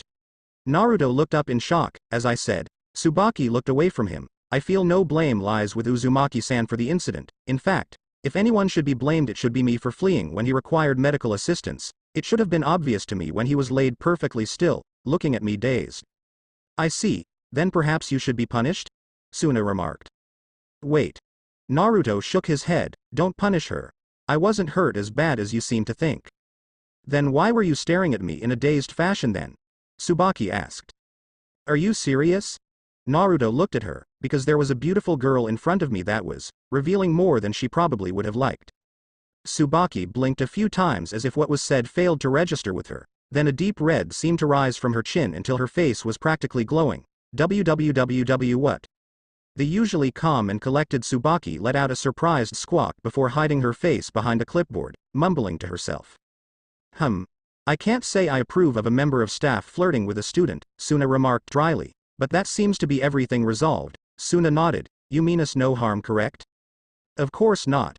Naruto felt a bit dizzy for a moment before the same shooting pain he had felt from the infirmary flared up again, dispelling the sensation.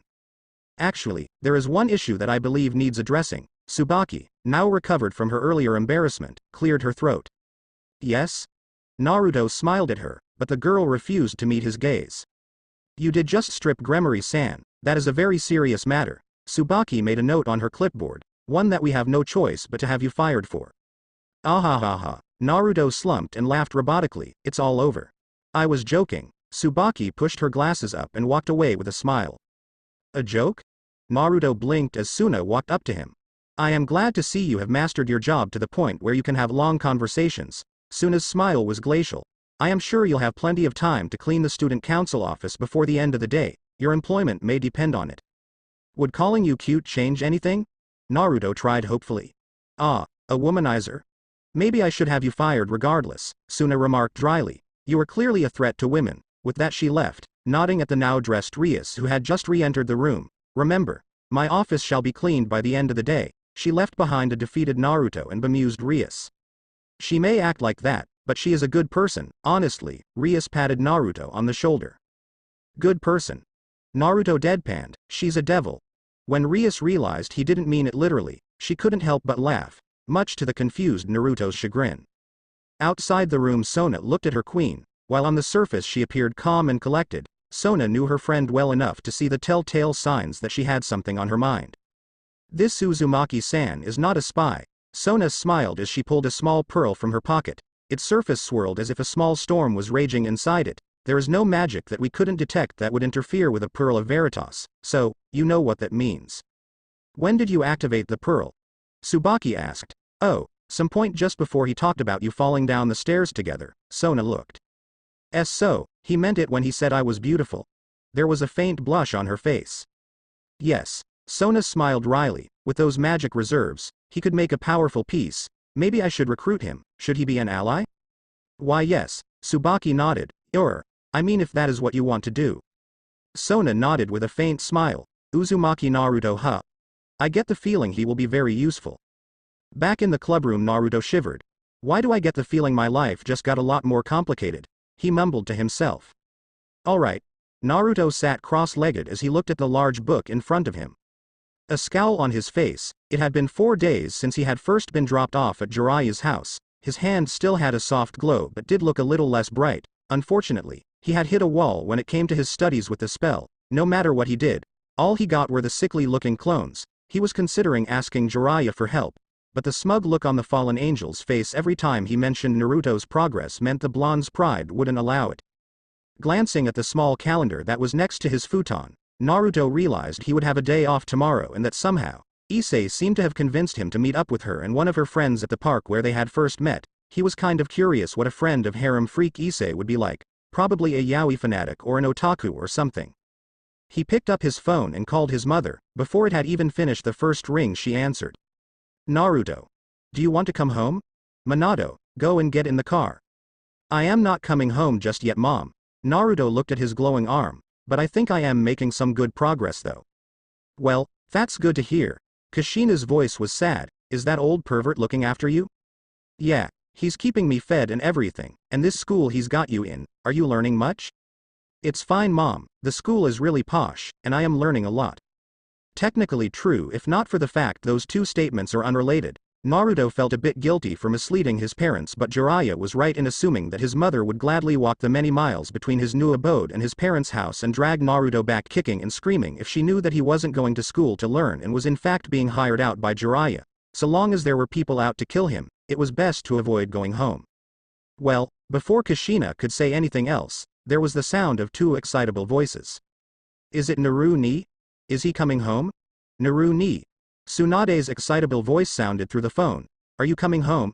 If you don't, I'll hide all your socks and steal all your dirty mags. I apologize for the idiot. A more refined voice responded, Beloved Oni-sama, I understand that you must be parted from us for the moment, but know my heart longs for our reunion and I remain forever faithful to you. Why, I already replaced the faces of all the girls in your magazines with my own to make them more suitable for your tastes and shall ensure its delivery to you soon. Oh, and another thing about this boorish individual, she received a confession from a boy in our school today. You cold shrew. I turned him down, Naru ni. After all, I am going to marry you. Girls. Naruto let out a soft sigh. I am your brother. Aren't you a little old to still be saying such things? You are nearly 15 now. What does that have to do with anything? Tsunade sounded sulky. I am going to marry you. I'll just beat up anyone who tries to stop us. Even that Issei tramp. An uncivilized response as expected. Mito sighed. While I plan to become prime minister and change the laws, it will take some time, so wait for me. My sweet Oni-sama. This Issei may seem like a good decision now, but I assure you I am more than worth the wait. Mom, can you help me out here? If I could change their minds I would have by now. Kushina's voice was as exasperated as Naruto's. But let's talk about these dirty mags. Is that Issei responsible? With a weak chuckle, he tried to explain that there were no such mags, at least not in his old bedroom, and that Issei was a friend and nothing more before the conversation turned to mundane everyday matters and after talking to his family for a while longer. He wished them good night and hung up after promising to ring them again tomorrow. While he appreciated the fact they cared, it was a bit oppressive at times. Maybe this would all turn out for the best. He chuckled as he imagined how his sisters would react to meeting Issei before putting his mobile on charge and heading downstairs, where Jiraiya was watching something on TV. Closer inspection revealed it to be a female gymnastics event. Oh, finally given up, boy? Jiraiya smirked. Do you want to know the secret to that book? I am making good progress, Naruto replied defensively. I'll have that skill mastered before you know it. He paused before looking at Jiraiya. You knew my birth parents, right? Could you tell me anything about them? Your father was something of an idiot savant, I suppose. He was one of heaven's brightest generals and few save a seraph could defeat him in battle. Then you talked to him and couldn't help wondering if he took one too many blows to the head. There was a distant and fond smile on his face. He was one of the generals who thought up a great strategy to help stall the Nephilim. He fought for 10 years with barely a moment's rest but never faltered. Then he had a complete brain fart and fell in love with the heartless monster that was your birth mother. I told him it was stupid and that she was only using him, but he didn't care. I don't really know much about your mother. I think she is still alive, but that would change should I ever learn of her location. You said there were 3 children, right? Naruto tried to change the subject. Does that mean I have blood siblings? Oh, them. Yeah, Jiraiya nodded. Although they think you're dead if they even knew you ever existed. I know your angel sister was entrusted to Gabriel, so she is probably healthy and happy. Your other sister though, there was a dismissive shrug. One day I'll find them, Naruto nodded, after I've proved I am not a threat, and then, I'd like to introduce them to my little sisters. Maybe having an older female role model will help them become more reasonable. Isn't your mother a reasonable role model? I am 90% sure her over-the-top mothering is the reason they ended up perfectly happy to make exaggerated displays of affection towards me in the first place, Naruto chuckled. Jiraiya merely snorted in amusement. I can see that, he nodded. Well, how about a bit of a lesson since you are clearly making such good progress that you have time to waste chatting to me? About what? Naruto sat down in a comfortable chair, accepting the cup of tea that Jiraiya passed him. The state of magic in the world, Jiraiya nodded sagely. For example, you recently discovered angels, fallen angels and devils were magic-using species, but did you know that humans can use it as well, although their sources vary? So even my little sisters could potentially cast spells as well? Well, you need an aptitude in most cases. The 2 most common styles are the religious teachings headed by Rome. These mages tend to be called exorcists and usually rely on artifacts or an angel's blessings to use magic. The stronger the faith of the individual, the more powerful the magic. Then there are cultists or warlocks who are the same, except they use magic gifted through a pact with a devil. In this case it is the individual's desire that fuels their magic, be that sexual desire or just a desire to raise through the ranks or to understand more about the world. Often a single devil will grant powers to a single servant who then forms a cult to gather more individuals the devil might be able to use. So basically, a magic-using species has to grant the ability to a human? Naruto stifled a yawn. There is the Mages Association, based in London, who instead rely on understanding magic and using tools to cast spells without angelic or demonic assistance, but the effort to reward ratio is considerably less for these mages. First, They need an innate skill at magic and a great intellect to understand how to interact with magic and influence it. Jiraiya yawned. While intelligence is harder to influence, the innate ability to control magic can be passed on through genetics, so there are a lot of old families who dominate the Mages Association. You probably won't have much to do with them this far from Europe though. I see, Naruto frowned, so there was literally no reason for you to tell me about them? Not really, I was just bored and like sounding intelligent, Jiraiya admitted unashamedly. He chuckled as Naruto stormed off to his room. Enjoy your studying. Remember, every useless fact I teach you forces some more useful knowledge out of your head. I'll be sure to let you know what little I know about reincarnation next time. Bite me, old man. Naruto retorted angrily as he made his way back to his room. He sometimes wondered if Jiraiya was trying to teach him anything or just annoying him to pass the time. He could never understand the fallen angel's actions. So, who's the lucky girl? Jiraiya grinned as he wrapped a fresh roll of bandages around Naruto's left arm. The two were stood in his living room, the young blonde standing impatiently as Jiraiya slowly applied seals to the bandages as he unraveled them. What makes you think a girl is involved? Naruto replied defensively. I just have a friend who wanted to meet up, alright. Okay. Jiraiya smirked. You forget I read your test messages. Remember, no matter what, you can't remove these bandages even if you think your arm is impressive enough to get a girl to drop her panties. A true gentleman could trick her into sex without such gimmicks. Without the barriers and spells this house has, removing that seal would be like firing a million flares and wearing a massive sign saying, "Potential Nephilim here." A true gentleman would never trick a girl, Naruto retorted as he checked his reflection in the mirror. He was wearing a black tracksuit with a single orange stripe around his waist. They'd probably put more effort into their appearance than you as well, Jiraiya sighed dramatically. I refuse to take fashion advice from someone who dresses like a kabuki actor. It's called blending in. I wanted to look Japanese to throw off any pursuers. Well, I'll give you credit where it's due, old pervert. Naruto headed to the door. If I was looking for someone in hiding, I probably wouldn't think the guy who sticks out like a sore thumb was the guy the first was looking for. See. Jiraiya smirked. The almighty Jiraiya-sama is a genius. Never mind. Naruto shook his head as he left the house, heading to the park at a brisk pace. Part of him was wondering whether he should make an excuse not to show up, but he had promised her, and Naruto never went back on his word. He was so deep in thought that he nearly ran into a stern-looking older man. He was wearing a large trench coat and a suit underneath it. He scowled at Naruto, adjusting her fedora before walking away without a further word. Man, he just reeked of suspicious. Naruto frowned before shaking his head. It's probably nothing. He continued towards the park without giving the stranger a second thought. Until he got to the entrance, where Issei was stood talking to some girl Naruto had not seen before. When she saw him, Issei started bouncing up and down, waving her arms wildly, resulting in a pleasant bouncing motion from her modest chest. Clearly her friend caught his less than pure gaze as there was a look of horror and shock before she quickly schooled her features into a more neutral expression. It was a shame, as Naruto had to admit she was quite a cute girl. She had long, brown hair and a beautiful smile and was wearing a cute shirt and dress. Naruto-kun. You made it, Issei beamed. Oh, this is Yuma-chan, she's my friend. A pleasure. Yuma smiled and bowed her head softly. I was eager to meet the person Issei-chan spoke so fondly of. Uzumaki Naruto. Naruto bowed his head in return. Nice to meet you too. I was interested to meet another one of Issei's friends. Right.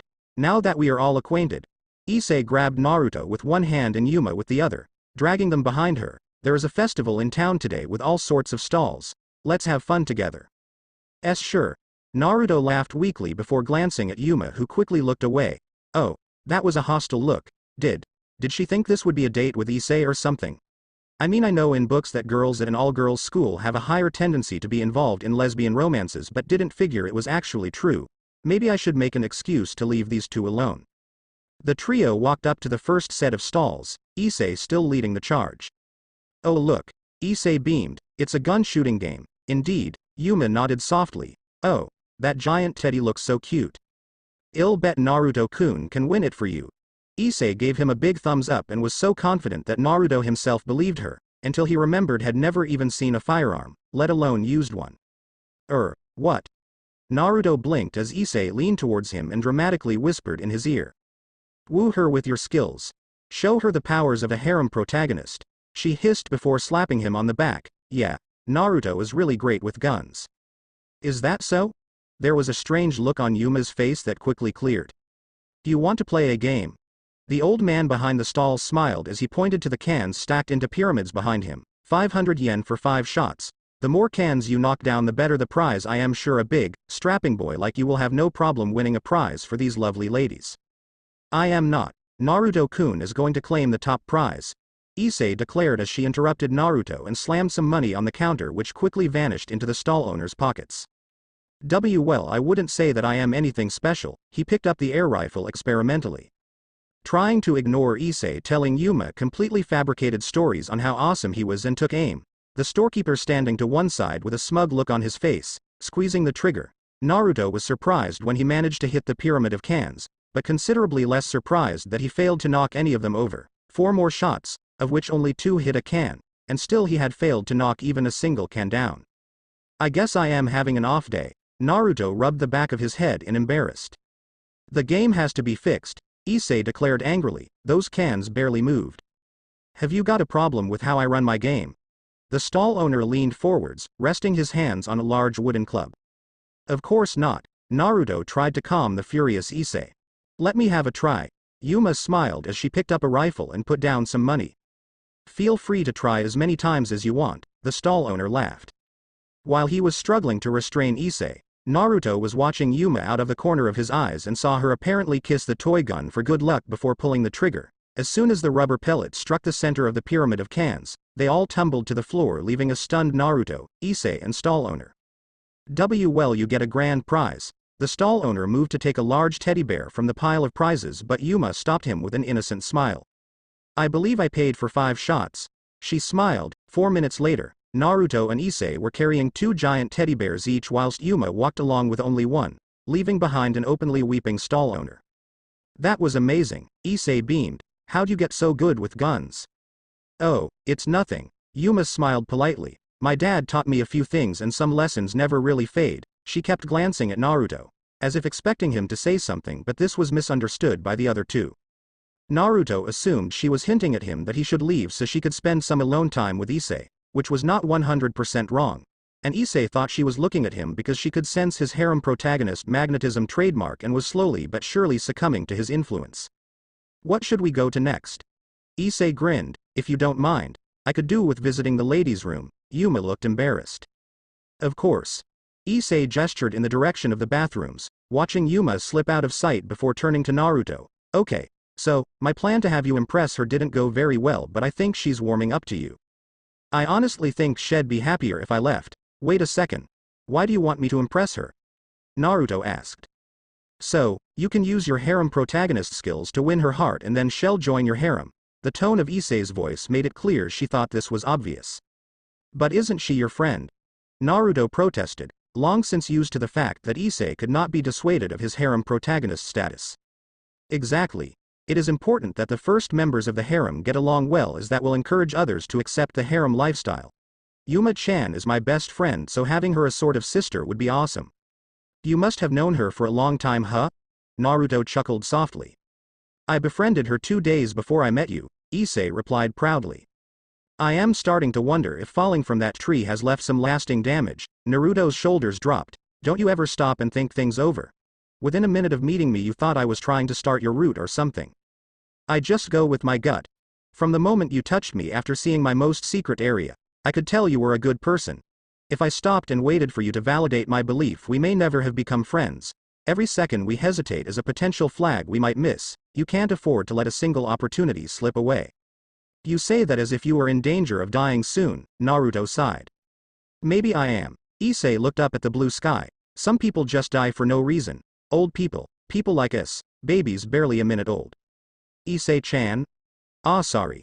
This is supposed to be a potential harem member recruitment. I didn't mean to bring down the mood. Issei returned to her bubbly self instantly. She's taken a while in the bathroom, isn't she? Maybe she wants someone to go in and trigger some sort of flag. Or maybe she's, Naruto coughed awkwardly, passing something solid. Are you some sort of pervert who gets off talking about girls pooping? Issei asked in shock. What? You're the one who wants me to go into the girls' toilet to trigger some sort of event. I never specified she wanted you to go in. That was all you. Issei grinned. Maybe we should go in together. If you want to go in, feel free. Naruto let out an exhausted sigh. I mean you are a girl, so going in the girls' toilets is okay for you. Oh, I get it. You think you can trigger another harem event by standing here without another girl with you. I'll leave you to it. She left with what Naruto assumed was supposed to be a sly wink. That is totally not what I meant, Naruto protested as he watched her go. I really don't get this girl. Issei grinned as she made her way to the toilet, her giant teddy bears under each arm. She was having fun, and even if the first plan hadn't gone as she had wanted, they had a whole day to try and get Yuma and Naruto closer. Issei had read pretty much every romantic harem story ever written, at least the officially published ones, and had a whole host of clichés to bust out in order to get Yuma's heart going doki doki. Glancing over her shoulder, Issei chuckled as she saw some small kids asking Naruto for the giant teddies, which he happily gave away. From the first time she'd seen him, she had felt a comforting presence. Like he was some sort of natural big brother entity. The kind of person she had always wanted to know. If he was her big brother, then that meant she could be an Imouto character. Her favorite member of any harem, she briefly considered asking if she could call him Oni-chan, but figured that would be pushing it. Besides, like Naruto said, they'd have plenty of time to get comfortable enough in each other's presence to give each other pet names. As strange as it may have sounded, this past week since meeting Naruto had been so much fun, she couldn't wait to see what the future held. Excuse me, miss. She was brought back to reality by a girl wearing a short red dress with cute black wings on the back. She had brown hair, and Issei briefly considered trying to get her to talk to Naruto before dismissing the idea and accepting the flyer and stuffing it in her pockets, making a mental note to read it later before resuming her journey to the girls' bathroom. As she walked into the toilets, she could barely make out a soft voice apparently talking to someone. I don't know, honestly, he appears sealed, but the fact I can sense his energy over the seal worries me. Just promise when I trigger the isolation spell you'll show up just in case. Yes. Yes. I know, thanks. Donasek. Yes. Hopefully it will be a battle worth your time. The stall the voice was coming from opened and Yuma stepped out, a surprised look on her face. Issei-chan? Sorry. Issei beamed. I didn't mean to eavesdrop, but it's okay, I understand. Pardon? But you don't have to worry. Judging from the bandages on his arm, Naruto-kun is also a fan of Chunibyo play, so you don't have to be worried about your spells and seals. Issei winked. But I'll keep your secret until you are ready to tell him yourself. Thanks. Yuma smiled widely. I really appreciate it. Think nothing of it. Issei laughed as the two girls left the toilets, meeting up with Naruto, who was stood with several trays of okonomiyaki. They were on offer, so I figured why not. Naruto laughed weakly as he offered a tray to each of the girls, who accepted them with a soft smile. It was several hours later, and the sun was starting its descent when the trio finally stopped for a rest. They approached a large fountain and made themselves comfortable on a bench. Naruto was sat on the left and Yuma on the right, with an ecstatic Issei between them, happily eating some skewered dango. There was no one else in sight, which confused Naruto slightly. Given as he expected this to be a hot date spot, he realized this mentally meant he thought he was on a date with Issei and Yuma and quickly tried to shake the thought from his head. This was fun. Issei suddenly declared as the three youths watched the fountain. We should totally do this again. I actually had a lot of fun. Naruto smiled. Sure. It had been tiring with Issei coming up with plan after plan to force Naruto and Yuma to end up in cliched situations, but he had to admit, it was anything but boring. I am glad to hear that. Yuma smiled as she got off the bench and walked over to a fountain, hopping softly onto the ledge before spinning around and facing Issei and Naruto with a smile. I wasn't expecting to have this much fun either. You know, Naruto-san, I had to admit I was worried about you. I thought you would ruin all my plans, but I am fairly certain I was wrong. Oh, you don't have to worry about me getting in your way, Naruto laughed. I am glad to hear that. There was tone to her voice that suddenly sent shivers down Naruto's spine. You see, there are some things in this world that have to be taken care of. Yuma-chan. Issei looked around nervously as the air started to crackle with energy and Yuma was swallowed up by a vortex of energy that faded away to reveal an older-looking Yuma, wearing an outfit that was more like a black leather bikini and with black wings sprouting from her back. You're some sort of angel? Naruto paled. Those black wings, are you a fallen? Full marks. Judging from your arm, I was wondering if you were a rival exorcist sent to interfere in my work, but it seems you are just a boy playing with forces they don't understand. I was debating whether to let you live or not, but honestly, seeing that stupid grin on your face made me want to see your scared face. Yuma's smile turned sinister. Honestly, that pathetic little girl was so happy to have a friend at last. How sad that because of her, her one true friend is going to die. What do you mean? Issei leapt off the bench. I mean I am going to kill Naruto-kun, and make you watch as the last of his life bleeds away. So you can see the look in his eyes as he blames you for his death. Then I will destroy you. But why? Issei yelled. I thought we were friends. Why do you want to kill me and hurt me? Dear Issei. The fallen angel's voice dripped with condescension. Did you really think that anyone would willingly be your friend? Even this boy probably only hangs around with you because he thought you'd be easy to seduce, so sad and lonely. That's not true. Issei clenched her fists. Naruto-kun isn't like that. You're not like this. How would you know? How long have you known him for? Yuma tutted. For all you know he could be the same as me. Naruto glanced at his bandaged arm before looking between Issei and Yuma, wondering if he should remove the bindings and weighing up the pros and cons. Pro. Jiraiya would sense him and know something was up. Con. Anyone who wanted him dead, including the fallen angel in front of him, would know where and what he was, and Yuma would probably consider him a threat rather than a nuisance and kill him instantly. Pro. He could use the spell he had almost mastered. Con. He hadn't mastered the spell, and a lethargic clone of himself was even less use than he was sealed. Pausing a moment, he started to consider things from the opposite point of view. What were the benefits of leaving the bandages on? Pro. Yuma would think he was harmless and toy with him, giving him a slow and pathetic death before killing Issei. Okay, that wasn't really a pro. If he removed the bandages, then he would probably die, but it might attract enough attention that Issei may be saved. If he was going to die anyway, he could at least try and be a distraction for her. Hey Yuma. Naruto yelled with a soft smirk. What do you want, human boy? Yuma tilted her head. Want to beg for your life? I know. If you kill her, I'll let you live as my servant. Wouldn't that be fun? About as fun as dying from the plague, Naruto retorted as he began unraveling the bandages with a smirk before dropping them to the floor, revealing his glowing arm. Whoa. Issei blinked in awe. I see. Yuma frowned softly. You have some sort of sacred gear too? That's fine. I just have to destroy both of you now. So, you don't know what this power is? Naruto was slightly off-put by her lack of a reaction. The way Jiraiya had talked made it sound like every magical species was terrified of a Nephilim, but Yuma seemed barely interested. He looked around, as if expecting angels to crash all around him, but there was a notable lack of activity. Oh, was that supposed to be signal to summon your allies? Yuma laughed. I set up an isolation spell a long time ago and triggered it before revealing myself to you. Until I end it, no one can enter or leave this small bubble of reality. What? Naruto's bravado vanished. You are alone here. Yuma seemed to take great delight in the rapid paling of Naruto's face. Now then, quick or slow, how should I kill you? You leave me no choice. Naruto grit his teeth and gathered his energy and slapped his palms together, as if in prayer. Take this. There was a soft poof of smoke that filled the area, and a sickly Naruto staggered out of it and fell to its knees before collapsing in a heap, groaning pathetically. What was that supposed to do? Yuma asked in a deadpan before looking at where Naruto and Issei had been stood. Oh, a distraction. I wonder if he realizes I can tell exactly where he is thanks to that arm. Oh well, she chuckled darkly. Let the hunt begin. Issei cursed her luck as she ran through the trees and bushes that surrounded the fountain. There wasn't much cover, but she hoped that it was enough. She had to find someone to come and help them. When the cloud of smoke had covered them, Naruto had quickly run over to her and told her to flee, saying he would serve as a distraction. She told him that if it was her they were after, he should be the one that fled, but he told her that apparently his arm was like a beacon to them, so he would never be able to escape from them, but she could, and she could get help.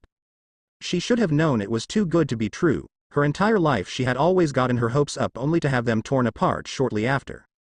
Every friend she had made ended up drifting apart after a few days, and as she couldn't keep friends she sought solace in books and discovered the magic of harems.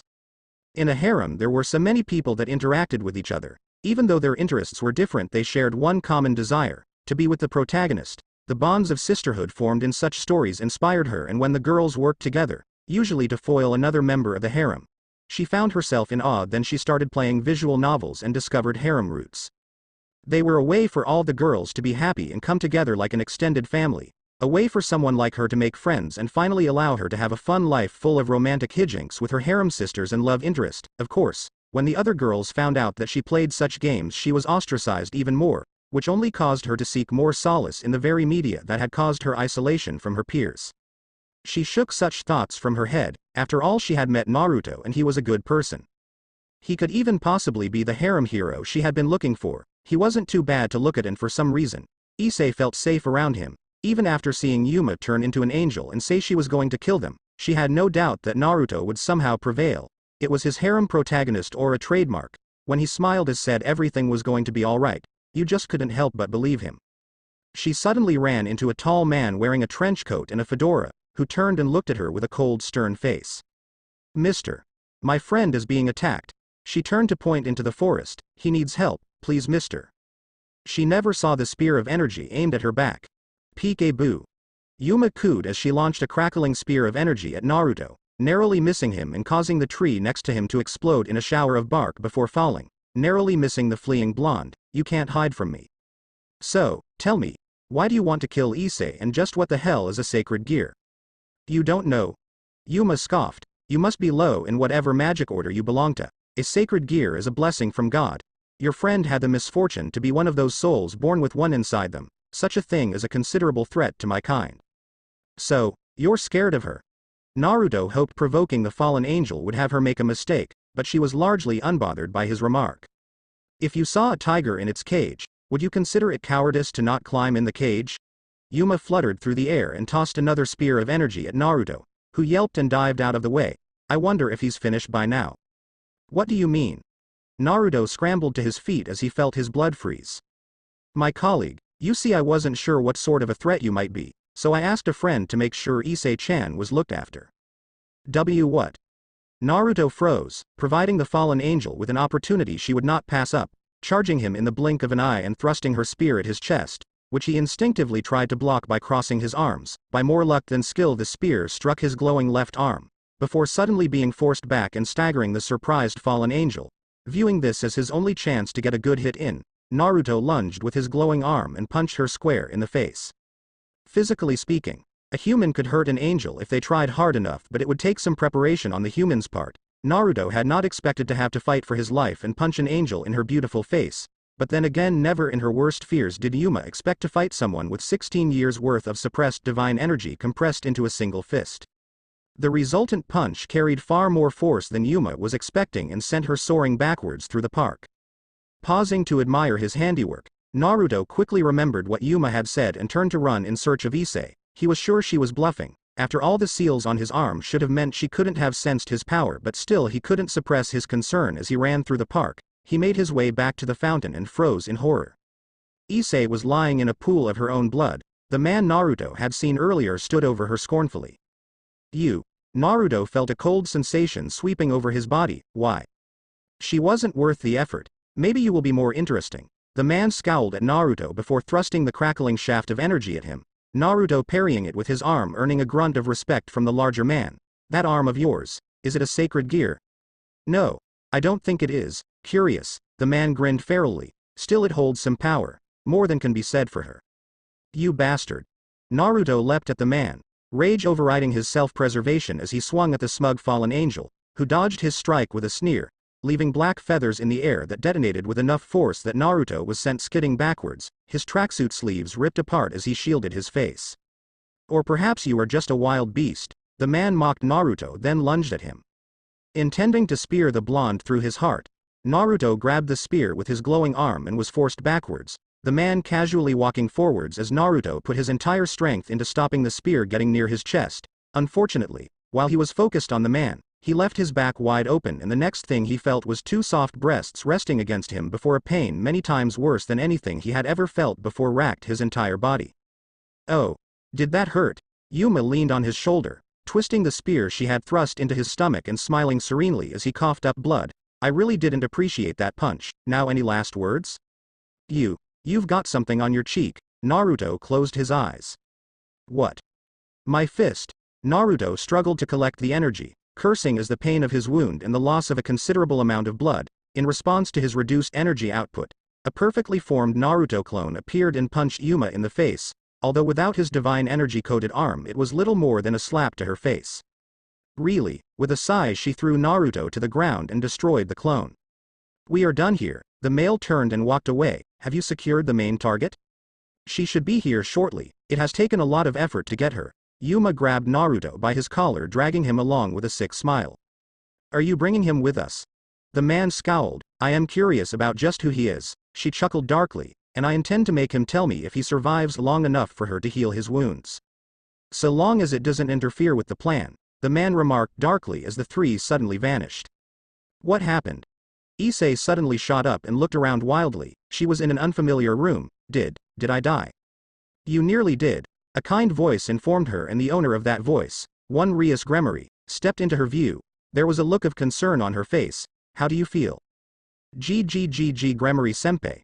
It's okay, you can call me Rias, you are in the occult room's clubroom. Oh, I couldn't possibly, I mean, she suddenly froze. Naruto. Where is Naruto? Naruto? Rias looked confused. Uzumaki Naruto. The new janitor. Issei bit her lip nervously. Was he the one who attacked you? Rias' eyes narrowed. What? No. Issei shook her head. It was a strange old guy in a suit and, Yuma-chan, she said she was a fallen angel. Yuma. Rias looked at someone behind Issei. That name doesn't ring any bells. The voice of Akeno responded to Rias' unasked question. It is probably a fake name anyway. She was on the phone to someone called Donasek. I thought it was some sort of LARPing thing, but she was planning to kill me, and Naruto, he was just caught up in it. She lowered her head, fighting back tears. That name was on the list of potential problems we received. Akeno stepped into view, but when we arrived there was only you there. Hamejima Senpai. Issei squeaked. The two idols. What, that's not important. She tried to stand up but was forced back down by Akeno. You need to recover and there are things we need to tell you, Rias started to explain. But what about Naruto? Issei asked. It is possible he was working with the fallen angels, Akeno started. No. He wouldn't. Issei looked at the floor. He tried to buy me time to escape. I will put out some feelers to see if we can find him, Rias assured Issei, seeming to calm her down. Now just relax for a few moments. I need to talk to someone but then I'll be back, and I will explain everything. Alright. Issei nodded as the two beauties stepped out of the room, where the school president was waiting, anxiously tapping her foot with a distant expression that suddenly sharpened as Rias and Akeno approached her. Well, Sona Sitari crossed her arms. Who were the culprits? This attack had happened too close to her school and it had been a blow to her pride. She intended to have those responsible pay their debt in blood. Her peerage was already out looking for any clues but had found little save the bloodstains and destroyed trees. Apparently she was attacked by fallen angels. Rias shook her head softly. I see. Sona frowned. I've had my peerage go over every inch of that park. I don't know how they managed to set up such a complicated barrier that prevented their detection, but I fear this was no one-off attack. Apparently the new janitor was there as well, Akeno added. Uzumaki-san? Sona frowned. You don't think he was helping the fallen angels? Issei-chan is adamant that is not the case. I'll look into it, if he truly is with them. Issei's death is my fault for not taking action from the beginning. Sona nodded at Rias. My peerage shall look into this. Focus on preparing Issei-chan for the ratings game.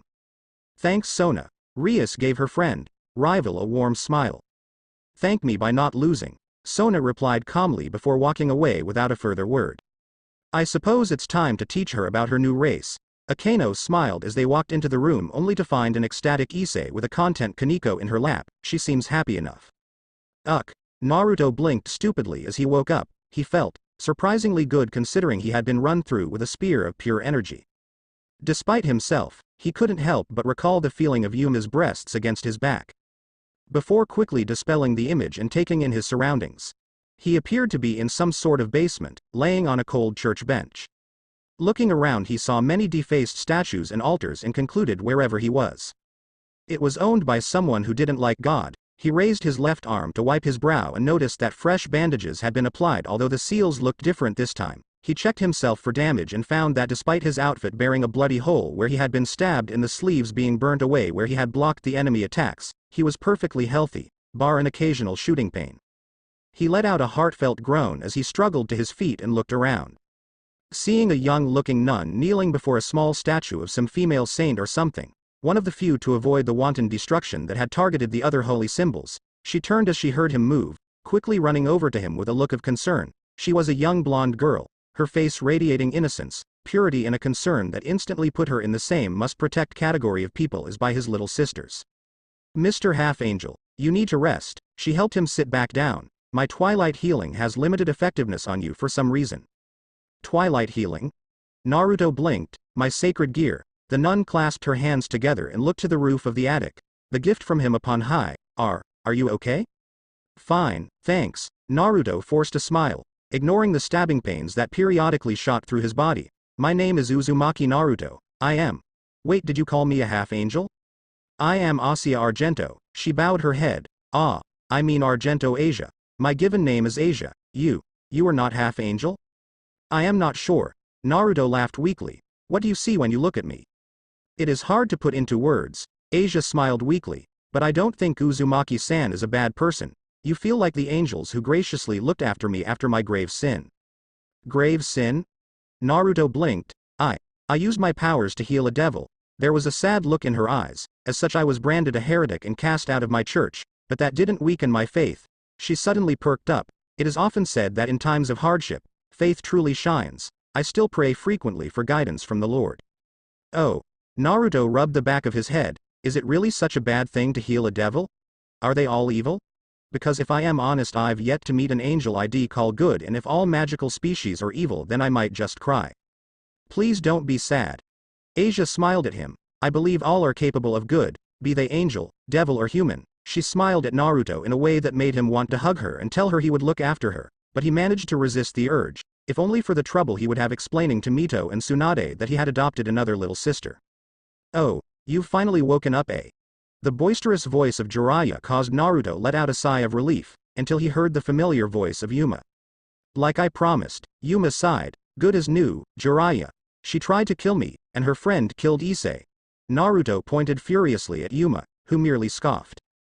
I am aware of that. Jiraiya gestured. You nearly messed up an official fallen angel's mission. Rainier here was ordered to keep an eye on this Issei chick. You are lucky she didn't kill you outright. What do you mean? Naruto's blood went cold, but before he could say anything else, Jiraiya grabbed him by the collar and dragged him upstairs into what looked like a ruined church. As he was dragged out, he noticed some sort of crazy preacher in the trench coat wearing assailant who killed Issei, who waved at him with a look of condescension. The blood was pounding in Naruto's ears as Jiraiya continued to pull him outside. The two traveled in silence until Naruto couldn't take it and broke out of the old pervert's grip. What the hell? Naruto glared at the fallen angel. Why did you just leave them alone? As I said, kid, Rainier had all the paperwork that showed she is here on official business. You were messing up an official fallen angel mission, which isn't going to go down too well with Azazel, one of the people you need to win over to not spend the rest of your life looking over your shoulder. Luckily for you, you got Rainier's interest and she decided she wanted to torture you rather than kill you. Didn't seem that way when she skewered me. Naruto gestured to his bloody outfit. A wound like that would have never killed you. Jiraiya shrugged. Remember, despite your appearance you aren't human. Why did they let you take me? I am a pretty powerful fallen angel. Jiraiya shrugged. Even Donasek knows better than to try his luck against me. Then why didn't you fight them and avenge Issei? Because I don't know Issei and honestly I don't care. Besides, they are practically tutorial level bosses that you fight after finding some good allies and getting a basic grasp of your powers. Jiraiya chuckled to himself as the hint went straight over Naruto's head. Did you meet that cute nun? Oh, Asia-chan? Naruto nodded. Yeah, she seems like a good person. Oh, she is. Jiraiya nodded. Shame though. What is? Oh, I was talking to Rainier and apparently they are going to kill her in a week when the final supplies they need to complete their ritual arrive. Jiraiya mentioned matter-of-factly. Then you have to go and save her. Naruto grabbed Jiraiya by the labels of his jacket. We can't get involved if you want to win over Azazel, Jiraiya reminded. Besides that, sounds like too much effort. Then I'll do it then. Naruto started back towards the church before being grabbed by Jiraiya. Listen kid. People die all the time. She has a week to make peace with that fact. I mean, imagine all the things you could do in a week. I mean, you could write a short story, compile a photo album, have some pretty exciting sexual encounters. Heck, you might even be able to learn some powerful magic or maybe make some powerful allies to help you with your goal. Jiraiya looked out of the corner of his eyes and saw, much to his delight, his words had the desired effect. Yeah. Naruto looked at the church and clenched his fist. A lot can happen in a week. He turned to leave. The fire in his soul ignited. This isn't over, Yuma. He growled under his breath as he looked at his bandaged arm, not by a long shot. As if in response to his raging soul, a spark of red flickered around his right arm. There was a gentle breeze that ran through the meadow, creating a subtle wave as the grass bobbed and swayed as if waving to the sole observer who sat beneath the wide branches of an old oak tree. Naruto Uzumaki let out a soft sigh as he watched the dancing grass. There was something so inherently relaxing about the place, as if all his fears and concerns were little more than minor nuisances that, for the moment at least, could be completely disregarded. In this blissful state of mind, he turned his attention to the large oak that was serving as a backrest for him. After getting a good look at the towering plant, Naruto was no longer sure it was an oak. In fact, it looked like no tree he had ever seen before, and he got the feeling that you wouldn't find this tree anywhere in the world, not that he would claim to be an expert on it. It was just the feeling he got staring at it. While looking up at the branches, he noticed that there was an absence of any flowers or fruits, save a strange, golden apple that hung just out of reach. Part of him felt that it was wrong to pluck the last fruit from the tree, but at the same time a deep desire started to swell within him. He needed to taste that apple. Before he could act on this strange, invasive impulse, there was a sensation of movement, and Naruto span around to see the other resident of this strange area. "Welcome back, cursed child." Again, Naruto couldn't see the figure's face to read their lips, nor could he hear a voice. It was as if the words were put directly into Naruto's head without bothering to pass through the air between the two figures. "Who are you?" Naruto asked, "and where am I?" "Who am I? In time I hope to be called a friend of yours, cursed child." The figure looked off into the distance, almost looking like a fisherman's wife staring out to sea, awaiting her beloved's return. "Where are we? I feel like this place is familiar to me." "You are full of questions, child." There was an odd sensation that Naruto assumed was a chuckle. "If I were to give a name to this place, it would be home." The faceless figure bent down and plucked a small flower with beautiful white petals, tipped with blue. "Home?" Naruto crouched down next to the figure, who offered the flower to him. "When the evils of the world get you down, home is a safe place where you can shut out the outside world, if only temporarily." The figure stroked his hair, causing Naruto to feel sleepy as he held this strange flower in his hands. "I can't sleep. I need to save Asia and avenge Issei," he mumbled, his lids feeling incredibly heavy. "The tapestry of fate decrees that Asia Argento shall die in 6 days' time, but your soul is weary and needs to rest. Settle down for an hour or more, I will watch over you." "The what?" Naruto mumbled in response as he felt the warmth surround him and melt away his inhibitions. All he wanted to do was nap. "Sleep, my precious little cursed child. The time for fighting will come, but for now conserve your energy and make friends, make many friends." The figure hummed a gentle song that sounded familiar to Naruto, but the blonde couldn't place it. He opened his mouth to ask about it, but before the words left his lips, his entire body felt like it had been submerged in ice, and it forced the air from his lungs as he was forcibly woken up. "What the actual hell?" Naruto shot upright and looked around furiously until his eyes settled on a smug-looking Jiraiya holding a suspiciously empty and wet bucket. "Good morning." Jiraiya laughed as he dodged Naruto's clumsy pillow throw. "You've been sleeping for too long. You're going to be late for work if you aren't quick." "Work?" Naruto glanced down at his soaked body in bed. "I don't have time for work. I need to get stronger, so I can save Asia." "The continent?" The perverted fallen angel smirked at Naruto's deadpan look. "Listen, I get that you want to save that girl, but you've got to remember your main objective of winning over the leaders of the 3 factions. Look, if you get yourself killed, I am the one who'll have to explain to your dad, mom and sisters why you won't be able to spend time with them anymore. Do you want that? To make your family cry? Of course not. Then use your damn brain." Jiraiya tossed the bucket at Naruto, who caught it. "Now get dressed. Go to your job and try and gather intelligence. If there is a large devil presence like I originally suspected, then maybe they can help you out." "Fine," Naruto grumbled as he rolled out of his sodden bed and reached for a towel that was tossed over a chair. While Jiraiya went downstairs to make breakfast, as he got dressed, he couldn't help but feel he was wasting time. Frowning slightly, he attempted to use the shadow clone spell he had managed to perform against Rainier and grinned as he saw a perfect replica of himself standing before him. To think he was using too much energy all this time. He shook his head, completely oblivious to the sodden white flour washed underneath a small set of drawers. After grabbing a quick bite to eat and getting his left arm rebandaged, Naruto set off out of the small house, tailed by Jiraiya, who had sealed the building after they'd left. "Where are you going?" Naruto scowled. "What? Can't I have a social life?" Jiraiya sighed dramatically. "For your information, I am going to meet up with some old friends to exchange information to help keep you safe. You're welcome, by the way." "Ah." Naruto felt a bit bad about his attitude, then remembered the bucket of water and decided he wasn't being unfair. Jiraiya was just an asshole. "Not that I don't appreciate you keeping me safe, but couldn't you actually teach me something as well?" "Oh. Are you asking for the mighty Jiraiya-sama's help?" Jiraiya smirked. "I guess you weren't smart enough to crack this training thing by yourself. Well, I suppose I can lend some of my valuable time to training you. I'll see you back at home." With a brisk wave, the fallen angel suddenly vanished, leaving only a swirl of feathers. Naruto looked around. But the people on the street didn't seem to react to Jiraiya's presence or disappearance, so the blonde assumed there was some sort of charm that meant people around here couldn't see what happened in the old pervert's garden. The idea that Jiraiya had access to a spell that meant people couldn't observe him worried Naruto, but the trainee mage figured it was a concern for another time. As he walked through the park on the way to Kuo, he got a sad feeling in his stomach as he looked at the tree where he had first seen Issei. When he had last seen her, she was on death's door and she hadn't been there when Naruto had woken up. Placing a hand on the tree, her muttered a brief prayer before standing back. "I won't let anyone else suffer like you d." Before he could finish, he was hit in the stomach by a brown-haired blur which proceeded to lock its arms and legs around him, effectively latching onto him. Instinctively, he hugged the girl to his chest as they rolled on the floor and came to a halt. "Naruto." A beaming Issei cried out as she clutched onto his jacket. "I thought you were dead. But you're not." She buried her head into his chest. "Yep. You're warm so you're not a zombie. Wait. Maybe you're a zombie with a heater installed. I'll bet a zombie could never get an erection, so if you show me that I'll know for sure." Issei? Is that really you?" Naruto blinked stupidly as the brunette looked up at him, her eyes brimming with happiness. He let out a sigh that was equal parts relief, joy and exasperation. "It's good to see you, Issei."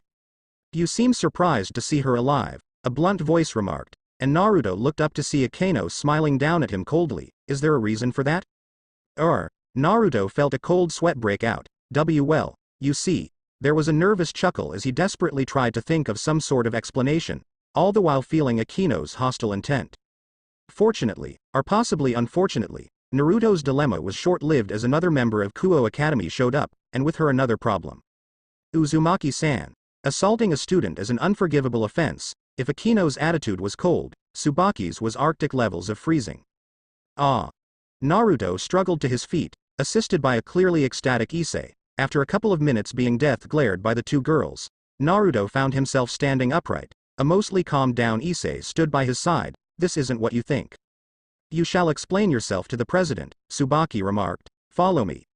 "If I may interject." Akeno coughed gently. "I believe Shitori-san is incredibly busy, and as Issei-chan is a member of the same club as me, I shall take care of this."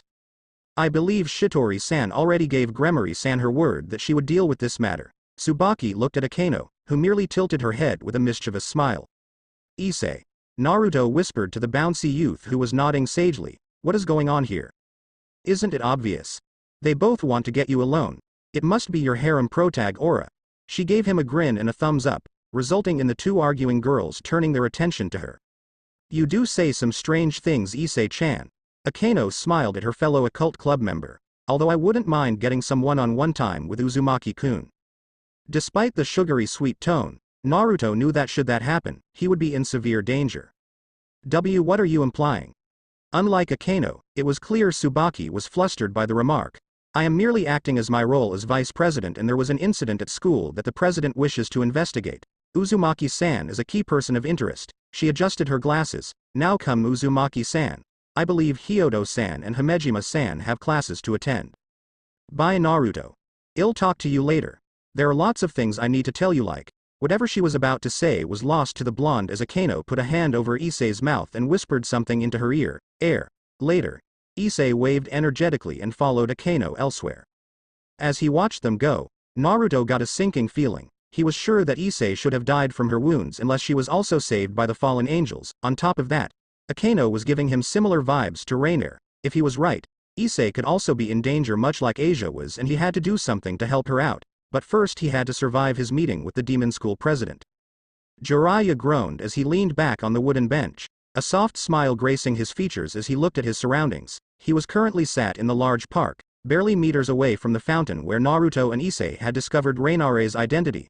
It was hard to tell a tragic scene had played out less than 12 hours ago, with people happily walking around and chatting. It appeared that Rainier and her accomplices had erected a small distortion. Somewhat like the reality marble concept that some mages referred to. The moment the trap was sprung, there was no way for Naruto or Issei to escape. At least not with their limited strength and knowledge of the magic arts. They were in a small area of space cut off from reality with Rainier or her acquaintance in charge of who could get in or out. Even with his seal removed, Naruto's aura was completely cut off from the real world and thus undetectable unless someone was using a specific way of monitoring that scanned outside the real world. Jiraiya made a mental note to improve his own detection system, seeing as he didn't realize Naruto was in trouble until after Rainier had defeated him. The fallen angel winced a little as he considered the outcome of his initial investigation. It was clear from the equipment they had been supplied that someone high up in the chain of command had been involved in the plan to kill the sacred gear holder Issei. It was also clear that it wasn't Azazel himself.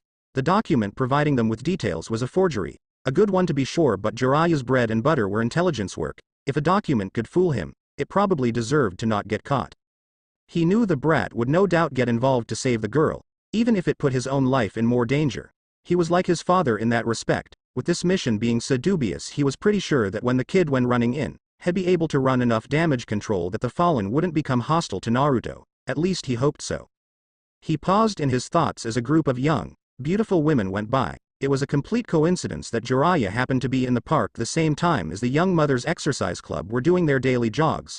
That Jiraiya believed them being here at this time was a clear sign from the father that he approved of Jiraiya's work. He allowed himself a few more moments before deciding to address the figure that had somehow appeared next to him on the bench. Good morning. The figure was slouched lazily, wearing a large maroon coat over a waistcoat and shirt, making him look like a businessman taking a break. His black hair was accented by blonde bangs and his facial hair was styled in a goatee. He looked like a devil, who had appeared from nowhere to offer a suspicious deal which granted your wishes at a cost. This is a surprise. Jiraiya raised an eyebrow. To think the boss of the fallen angels, Azazel himself, would visit me in person. I am honored. Well, you know me. Azazel waved a hand dismissively. I heard there were some beautiful women and came to check in on them. There were rumors of an old pervert scaring them, so I figured I'd do my duty. Well, you can never be too careful, Jiraiya conceded. I've heard there was a bit of trouble in these parts. Huh. A brief flicker of genuine confusion passed across the fallen angel's face. Oh, the sacred gear incident? He waved dismissively. It all worked out in the end. The Gremory clan reincarnated her, so that's all over and done with now. Well, if it's all over and done with, Jiraiya watched the people walking past, his mind racing. Azazel being here meant something big was going to happen, and he feared it involved Naruto. Indeed, although I can't help but feel if I had someone a bit more experienced in charge of handling operations, such an embarrassing event would never have occurred. Is this a recruitment pitch? Jiraiya chuckled, feeling some of the tension leave his body. I've already told you, I have no interest in the three factions. There has been some interesting developments. Azazel scowled. The angels have increased their patrols in this area. Increased patrols? That's odd, but I don't see what's so interesting about it. Jiraiya shrugged. I've heard it is Gabriel who is in charge of these new developments. Azazel scratched his cheek. Are you serious? Jiraiya scowled. I am sure I don't need to remind you the last time Gabriel actually got involved with the more militant side of things was when the beast was running rampant. I remember. I was still wearing the white wings then, the old pervert responded curtly. So, I am going to ask you two questions. Do you believe that this world without God can continue? Life will go on. Jiraiya shrugged, and I am perfectly happy to see that. Good. Azazel nodded. Despite what heaven and the guardians of the tapestry may believe, the world is not ending. The second question is simple. Oh? Where is the cursed child? Jiraiya mentally congratulated himself on his complete lack of a reaction. Didn't Michael kill him after I messed up sealing the kid to hide him? Of course. Azazel looked at the sky with an odd look on his face. Will you humor me and listen to a wild conspiracy theory? Sure. Jiraiya shrugged. Let's say that there was a high-ranking angel who was trying to save his best friend's son. He knew so long as heaven knew the boy was alive, it would not rest until the child was destroyed. So he found a child that looked similar. He deliberately put a rushed-looking seal on it that, rather than suppress the aura of a child, amplified it so that even a normal human baby gave readings like that of the cursed child, but slightly subdued to look convincing. He then correctly sealed the real deal and fled with the child, knowing Michael would destroy the innocent decoy, then leave the boy alone. But the guilt of sacrificing a baby caused the angel to fall from grace. Azazel glanced at Jiraiya. Do you like this theory? You have a wild imagination. Jiraiya glanced at the leader of the fallen angels. I almost wish that was the truth. Sounds more badass than a coward who panicked then fled, leaving an incorrectly sealed child to be slain. For a coward you seem awfully calm right now. Azazel got up and started to walk away. Well then, I have places to be. Don't be a stranger, and remember, my offer is always open. I'll think about it. Jiraiya started to walk away, but the other fallen angel's response froze him in place. Tell Naruto-kun I said hi and I look forward to seeing what the cursed child can do. Jiraiya felt as deep fear spread through him, but when he turned to face Azazel, he had vanished without a sight. Shit. Jiraiya grumbled, it looked like he would have to start getting more hands-on with Naruto's training. Naruto was deep in thought as he followed Tsubaki to the school, so much so he failed to notice all the girls stopping and whispering to each other. If Tsubaki noticed, it was impossible to tell as she kept her features carefully schooled in a stern expression and she didn't speak at all until they had arrived at the student president's office. As they entered the room, he immediately noticed the strange tomboy who caused him headaches when he looked at her, so he quickly diverted his attention to the rest of the people in the room. There were a few empty seats, but currently Shitori Suna, Saji Genshiro and another girl he didn't recognize were waiting for him. On seeing him, the new girl burst into a wide smile and waved at him, making him think of an excitable little puppy. Her hair was a reddish brown and had her bangs swept across her forehead. A single strand of hair poked from the top, wagging almost like a tail, an action that was mimicked by her short twin tails either side of her head. Oh Prez. This is the new hire? I wish he was a little younger looking so I could be a big sister to him. She sighed dramatically. Instead we got an older type, although he does look like he is unreliable and needs looking after though. That's enough, Meguri-san, Tsubaki remarked as she entered the room. It is impolite to not introduce yourself correctly. Ah right, she laughed. Well, my name is Meguri Tomo, pleased to meet you. Hi. Naruto rubbed the back of his head awkwardly. Uzumaki Naruto. Ah, so shy. If only you were 5 years younger, she let out a disappointed sigh. I trust you are well. Suna's voice cut through the easygoing atmosphere that Tomo had managed to create, leaving Naruto suddenly feeling very nervous. Why yeah, I am fine, Naruto beamed. How are you doing? I am quite busy, so this shouldn't take too long. Suna looked at him sternly. Please take a seat. He gulped and did as she requested as Tsubaki took her place by Suna's side. So, what is this about? Has my work been unsatisfactory? Overlooking the numerous times you have been caught in incriminating situations, your work is currently acceptable. There was a festival on yesterday, correct? One quite close to school. Yeah. Naruto nodded. I went there with Hyodo-san and, Yuma-chan. Yuma, she is not a member of this school, so I don't know much about her. Suna frowned. Oh. Naruto suddenly felt as if a weight was lifted from his shoulders as he realized what this was all about. Since Issei wasn't dead, the council wouldn't know about the attack, so they were probably grilling him about going on a sort of date with a pupil when he was a member of staff. Worst case scenario, he would get fired, which helped him out. I know I went on a date with a pupil and that I should have. Suna raised an eyebrow. How did this date end? Oh. Naruto laughed weakly. Well, I guess, nothing much happened. So, her nearly dying counts as not much. The room hadn't exactly been comfortable before, but after those words it became oppressively intense. What do you mean? Naruto gulped. What the hell? If she knows about that, then, could she be in league with the fallen angels? Damn it. Are you playing dumb right now? Suna stood up suddenly and slammed her palms on the table. Your left arm is clearly magical, and given the seals placed upon it you must know that. We know you were there, and we know that Hyodo Issei was nearly killed, but what we don't know is why you were there or how you survived. I take threats to my fellow students very seriously. Now tell me exactly what happened. She never raised her voice, but Naruto could feel the anger behind her calm facade. Look, this Yuma-chan was a fallen angel who was trying to get close to Issei. I don't know why, but she wanted to kill her, and I guess the fallen angels didn't think I was important enough to kill. So, they just left you alive? Didn't you try and defend Hyodo-san? Look, I tried to fight, but I was no match. I don't know why she decided against killing me. Naruto defended himself. Is this going to take long? I have something I have to do. I am asking the questions here. Suna narrowed her eyes. According to our records, the area where Uzumaki-san lives is rumored to be hiding a powerful fallen angel. Tsubaki spoke up. I see. Suna looked at Naruto. So you are a fallen angel agent who lead one of this school's students to her would-be assassin. Like hell I am. Naruto stood upright, causing all the members of Suna's peerage to fall into combat stances, besides the president, who remained seated looking at Naruto calmly. I'll admit I live with a fallen angel, but from what he claims he has nothing to do with the three factions. Plus, they are planning to kill someone, and I have to stop it. Who? The entire room paused and Suna leaned forwards, the cold look in her eyes promising trouble if Naruto didn't answer. Asia. Naruto relented under the force of her glare. They want to kill an entire continent. What? No.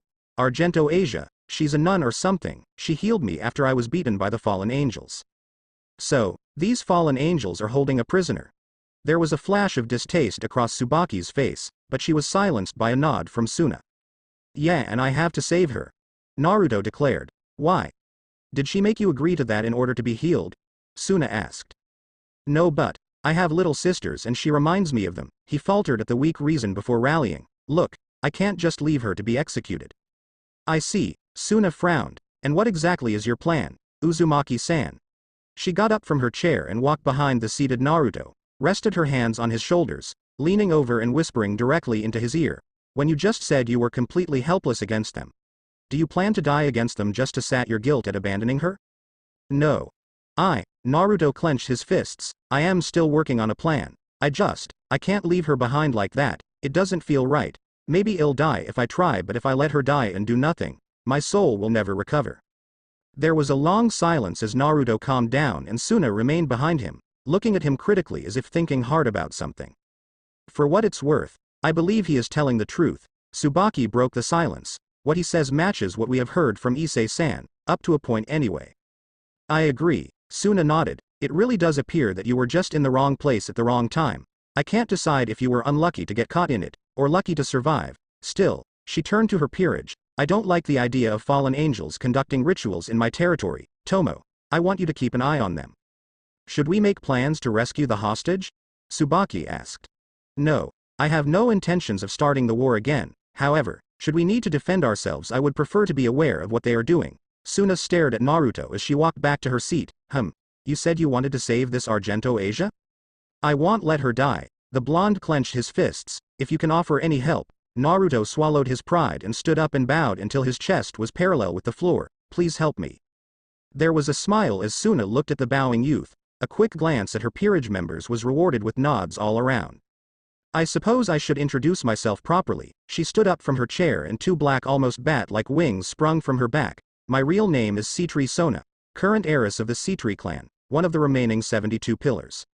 Those are like the devil royalty or something, right? Naruto screwed up his face. I remember being told they were important. Does that make you a princess or something? Not quite that high. Maybe more like a noble, Sona corrected him. But I am glad to see you at least know of the basics. Even if it is not quite to the level one was hoping. Everyone in this room is a member of my peerage. Peerage? Naruto blinked. You don't know about them. Well, it doesn't matter. They are essentially my close friends and allies. Sona waved a hand dismissively. However, I do believe you and I can come to an agreement. What do you mean? Naruto felt a shiver down his spine as Sona looked at him. Given her uniform and the lighting in the room, he felt like he was bargaining his soul for power. I cannot interfere in fallen angel business as I am a high-ranking devil, and for me to get involved could be taken as a declaration of war. However, if some unaffiliated being happened to get involved. What are you getting at? Naruto scowled. You are the school's janitor. There was a ghost of a smile on Sitri's face. Isn't it your job to clean up the trash and find solutions to problems that affect the running of the school? Of course, it would be a given that you will be provided training to help you perform your duties. You are free to refuse, of course. But I feel this helps us both. I provide you with the training. You get to save the nun and get a promotion from the boring labor jobs and become a specialist problem solver. It's a win-win situation. What do you say? If it helps me save Asia, I accept. Naruto looked at Sitri before bowing his head. Thank you. It's a little premature to be thanking me just yet. There was a hint of red on her cheeks, taken aback by the earnest sentiment in his voice. I look forward to working with you, Uzumaki Naruto. Consider this week a trial period. Should you succeed in a satisfactory fashion, I will make the arrangements to pull you from your menial tasks and help set you up for your new line of work. How so? Naruto asked. If you are to be of use to the school, I can arrange to hire you out to others who might require your skills. Such jobs would no doubt build your reputation and help you achieve fame and fortune or whatever it is your heart desires. How can you, a mere student council president, pull these sorts of strings? Naruto blinked in disbelief. She is Sitri Sona-sama, an heiress to one of the most powerful clans of the 72 pillars. Her big sister is the Leviathan. Tsubaki interjected in a curt voice, until a subtle chuckle from Sona caused the vice president to calm down. El Leviathan? Naruto had images of a great serpentine demon, radiating malice and evil energy. Indeed, Sona nodded. I am sure having good relations with someone in contact with one of the four Satans can only be a good thing. Wait. Naruto blinked. If I remember, Jiraiya said I have to win over the 4 Satans, right? Could it be that the old pervert did have a good reason for sending me here? Plus, if this goes well, I could earn the favor of the devils really easily. This seems too good to be true. Still, I have no choice but to accept it. I guess that would be useful, he responded, hoping he didn't give away his true feelings on the matter. Then return here after you have finished working and we will see what you can do. Sona idly waved him away. Naruto nodded and left the room, his mind whirling with thoughts about his current situation. Although the instant he stepped out of the student council room, he got a shiver down his spine and a more immediate concern replaced his turmoiled thoughts. So, this is where you were, Kohai-chan. A dark voice dripping with malice announced the presence of a furious maid senpai, her smile twitching with barely restrained rage. Skipping on work to chat with some cute girls, huh? Do you know how much of your work I've had to do today? Sorry. Naruto cried out as the maid grabbed him and dragged him along behind her. Honey, I am home. A cheerful Kushina called out as she walked into the house, pausing as she saw 2 giant packages in the main hallway. They had this address on them but were labeled Naruto Uzumaki. Huh. Did Naru-chan order something and forget to tell me?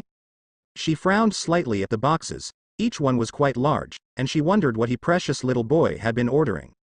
Welcome home. Minato walked out of the kitchen, wiping his hands on the apron he was wearing. Ah, I see you found the packages. It's a bit hard to miss them. Kushina noticed the strange twinkle in her husband's eyes and decided to look at the boxes again, before realization dawned and she smirked at him. I guess if they are presents for Naruto, we'd best send them to his new address, right? Indeed, Minato nodded and the two lifted the boxes, carrying them to the car and pretending not to hear the muffled snickers from one of the boxes or the air holes strategically placed on them. With their cargo secured, Minato and Kushina got into the car and proceeded to drive around the block a few times before returning home and unloading the packages. It looks like Naruto-kun is at school, so I guess we'd best leave the parcels here in his hallway then head back home, Kushina remarked. I guess so. Minato walked over and opened the door, before shutting it again and putting a finger on his lips, earning a beaming grin from Kushina. Mwahaha. One of the boxes erupted and a triumphant Tsunade leapt out. Operation Infiltrate Oni-chan's house was a success. Really? Kushina sighed. Was that your plan? Garg? Tsunade did a double take as she realized where they were. Wait. This is our house. This isn't Naru-ni's place. You tricked me. How many times do I have to tell you? Minato sighed tiredly. You can't see Naruto just yet. You need to be patient. They say absence makes the heart grow fonder. Kushina nodded sagely.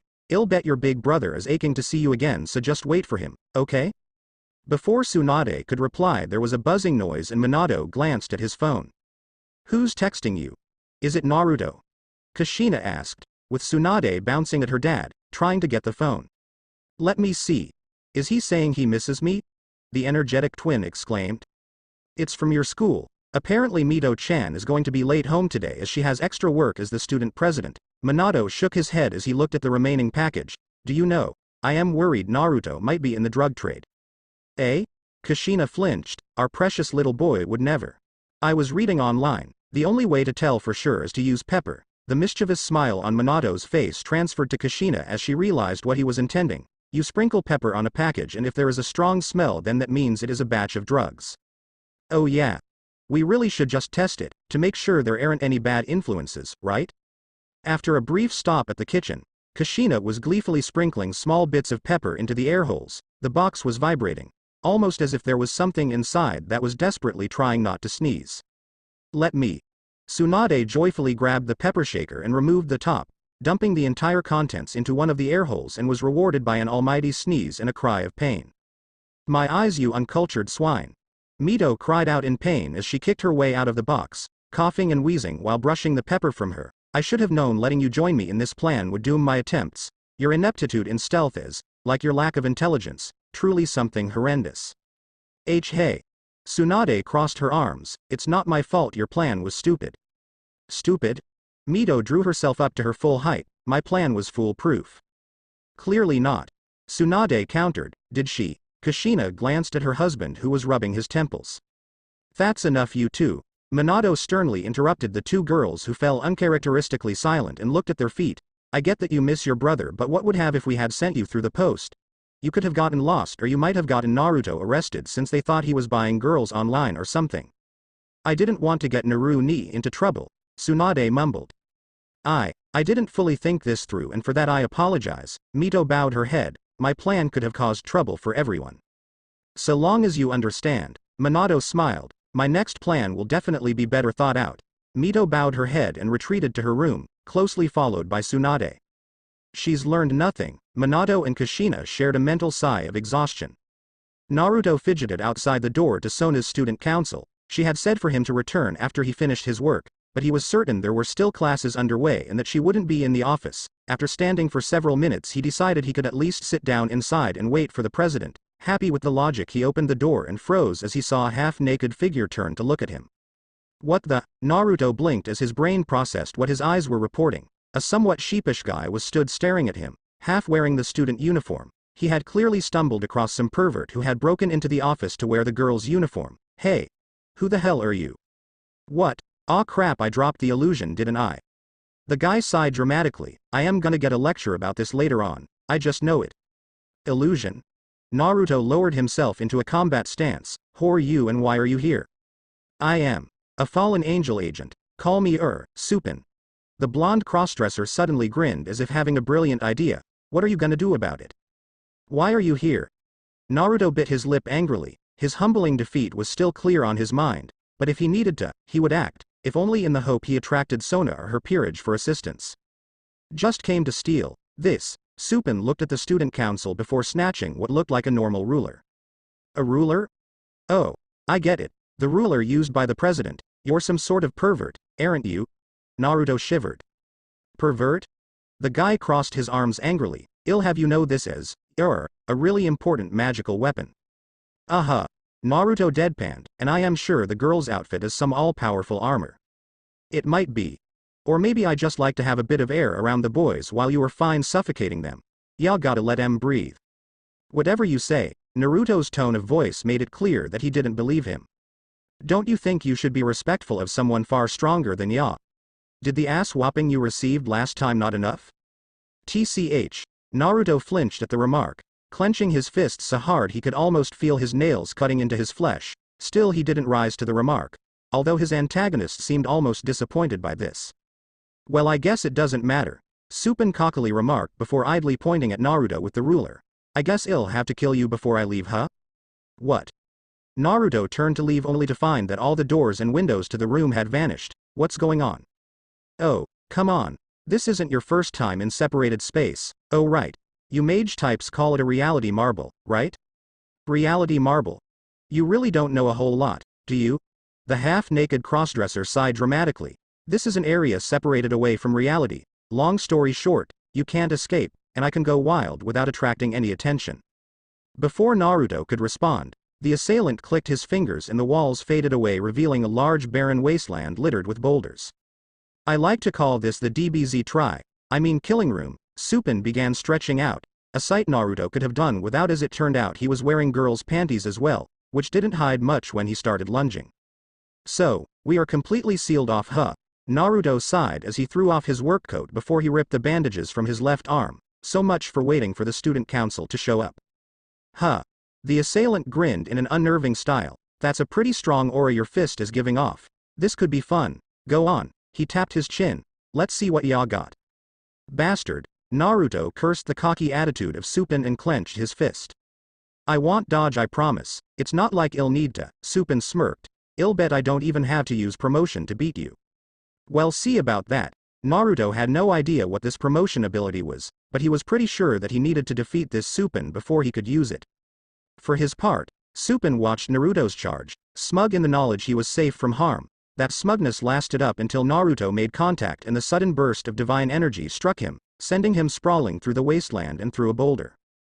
Wahahaha. There was a cackle and the youth jumped to his feet, wiping a trail of blood from his mouth. That hurt.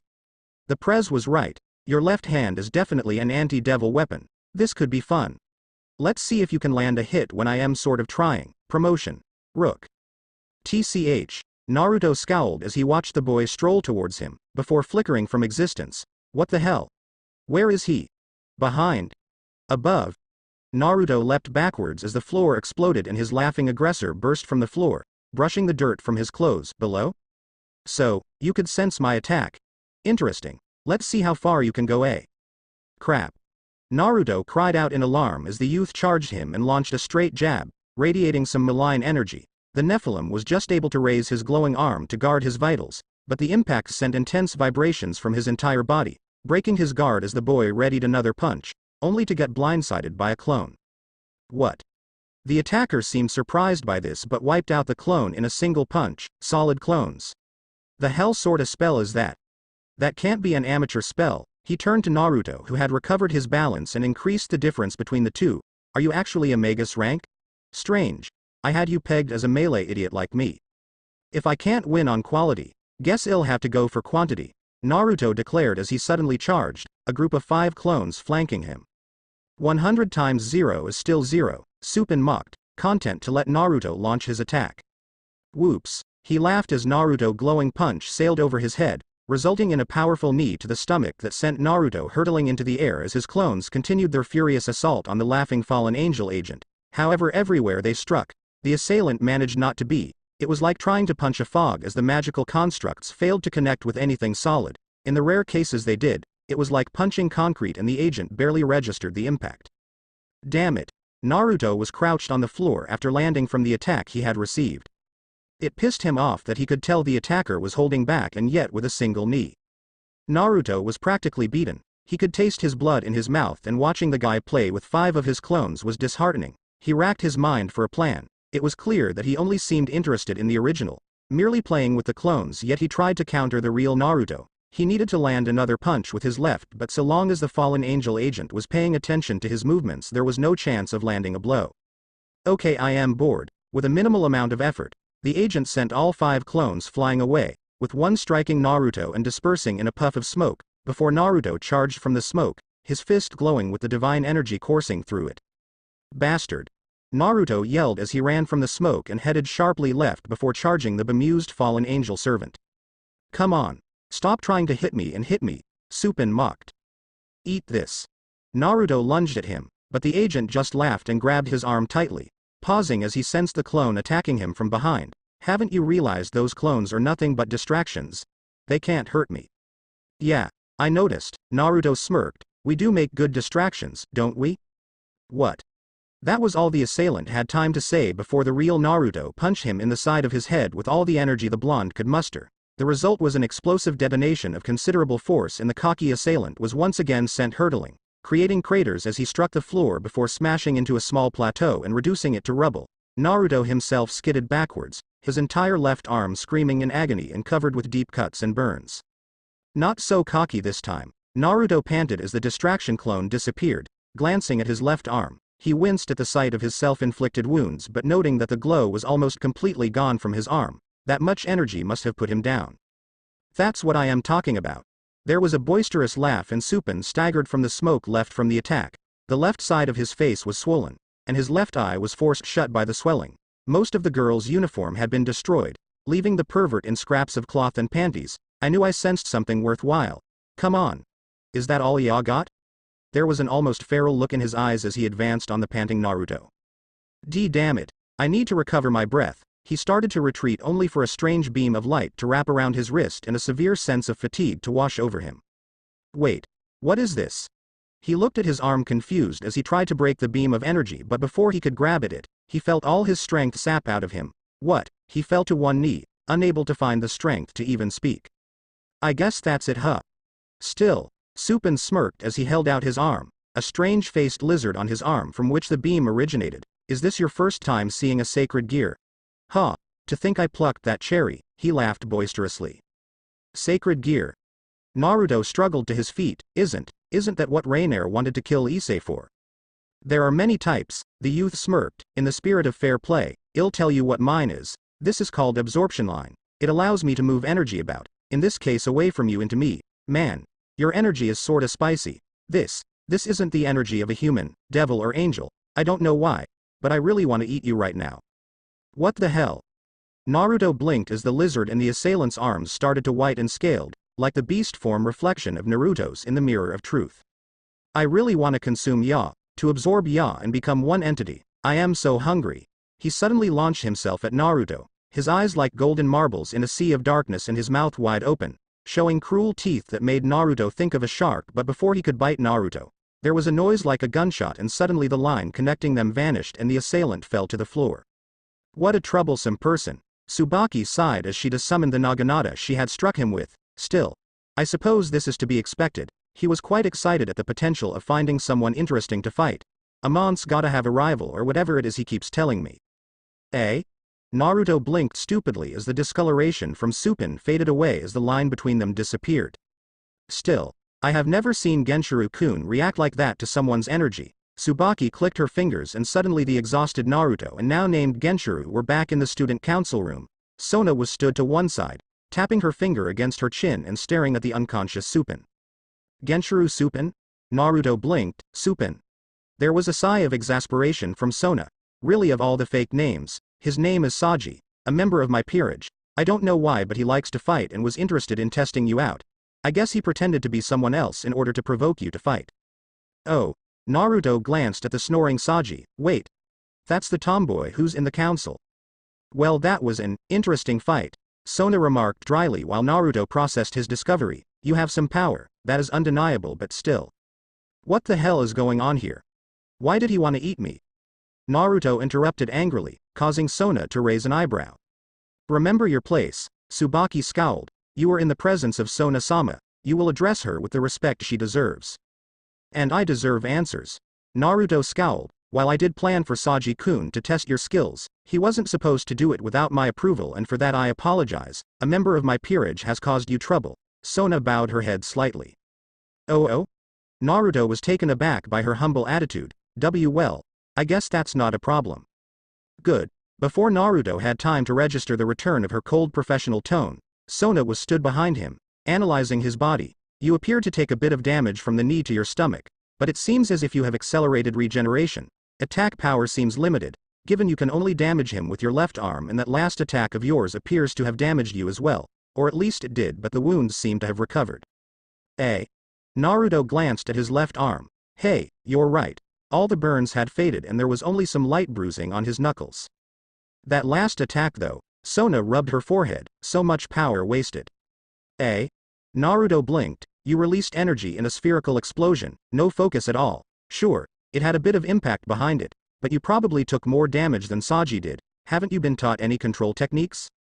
I am technically self-taught, I guess. Naruto rubbed the back of his head, and to be fair, I only started learning magic about a week ago. A week? What spells did you manage to get a grasp on in that time?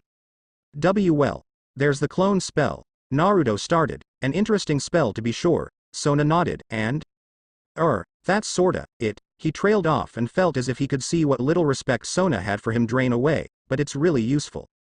I am sure it is. Sona rubbed her forehead, moving on. You also seem to have some sort of natural defense against having your energy stolen. I've not seen an ability like that before. Well. Naruto blinked as Sona ripped his damaged uniform from him in a single motion, revealing his bruised stomach. Wait. Minimal bruising and a half-decent muscle mass, Sona mumbled. Impressive. I may just be able to use you. Use me? Naruto suddenly covered himself. Wait. You're not some sort of succubus planning to harvest my life force, are you? Do not assume Sona-sama would do anything of that nature with one such as yourself. Tsubaki interrupted Naruto's panic, her face tinged red with a mixture of embarrassment and anger. Very well. Sona nodded as she drew several symbols on his left arm that caused the glow to fade away completely. Unlike your previous seals, these will only restrict your energy rather than attempt to suffocate it. With some basic training exercises, you should be able to draw upon it without removing the seals, which you will need as only I can remove them. Tsubaki, I am putting you in charge of his training. I expect to see a notable improvement in 3 days. As you wish, my king. Tsubaki bowed her head solemnly. Here. Sona walked over to a bookcase before pulling an ancient tome from it, handing it to Naruto. This is a basic book of devil training exercises. I expect you to have at least read a third of the book before tomorrow. But this is over 1,000 pages long. Naruto looked at the huge book. If you cannot achieve even that, how do you hope to beat this Rainier? Sona sat in her chair and made an idle gesture at the door. If you want to be ready for your first training session tomorrow, I would advise you leave immediately. Right. Naruto tried to reach from the book, but his entire body suddenly felt sluggish. What the hell? In order to suppress your excess energy, I got the seal to use it by applying a weak gravity effect on your entire body. Sona looked up from her work, So, I would set off now if you want to be home before dark. You really a demon, Naruto weakly retorted as he dragged himself out of the room. Is that wise? Tsubaki asked after the doors had closed. Usually no, but given his regeneration, I am interested to see if this can promote his physical strength. May I ask why you chose me to train him? You are my queen. I expect you to be my hands in these cases where I cannot too obviously be seen interfering, Sona remarked. It will clearly show that I am involved, but still allows me a degree of plausible deniability that would change a declaration of war into a heavy fine. I feel he could be useful to me in my plans, so do be sure to make something of him. Of course, Tsubaki bowed her head. Now then, Sona glanced at the unconscious male. It looks like punishment is in order. I offer loyalty and respect to my peerage and expect the same in return. I shall think of a way to adequately hammer this knowledge into Saji's head. If Naruto had seen the dark look on her face, he would realize he was getting off lucky. Evil demon president, Naruto mumbled as he dragged his body home. Deciding to stop for a moment, he headed back into the park and sat down facing the fountain.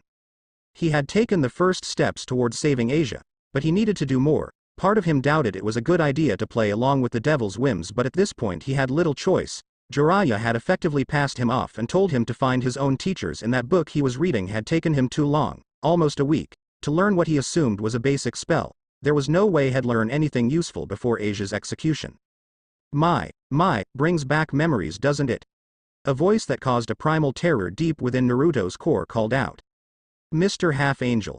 A much brighter voice called out, and Naruto turned to see Asia beaming at him and waving, accompanied by Rainier, who was dressed as a nun as well. Asia-chan, Naruto smiled warmly, I am glad you are well. What, pretending I am not here? How rude considering I saved your life. Rainier sat down beside Naruto while Asia walked up to a small group of children who had gathered near the fountain. The group's faces all lit up when they saw Asia walking towards them. Deciding not to kill me isn't the same as saving me, Naruto growled. The end result is the same, is it not?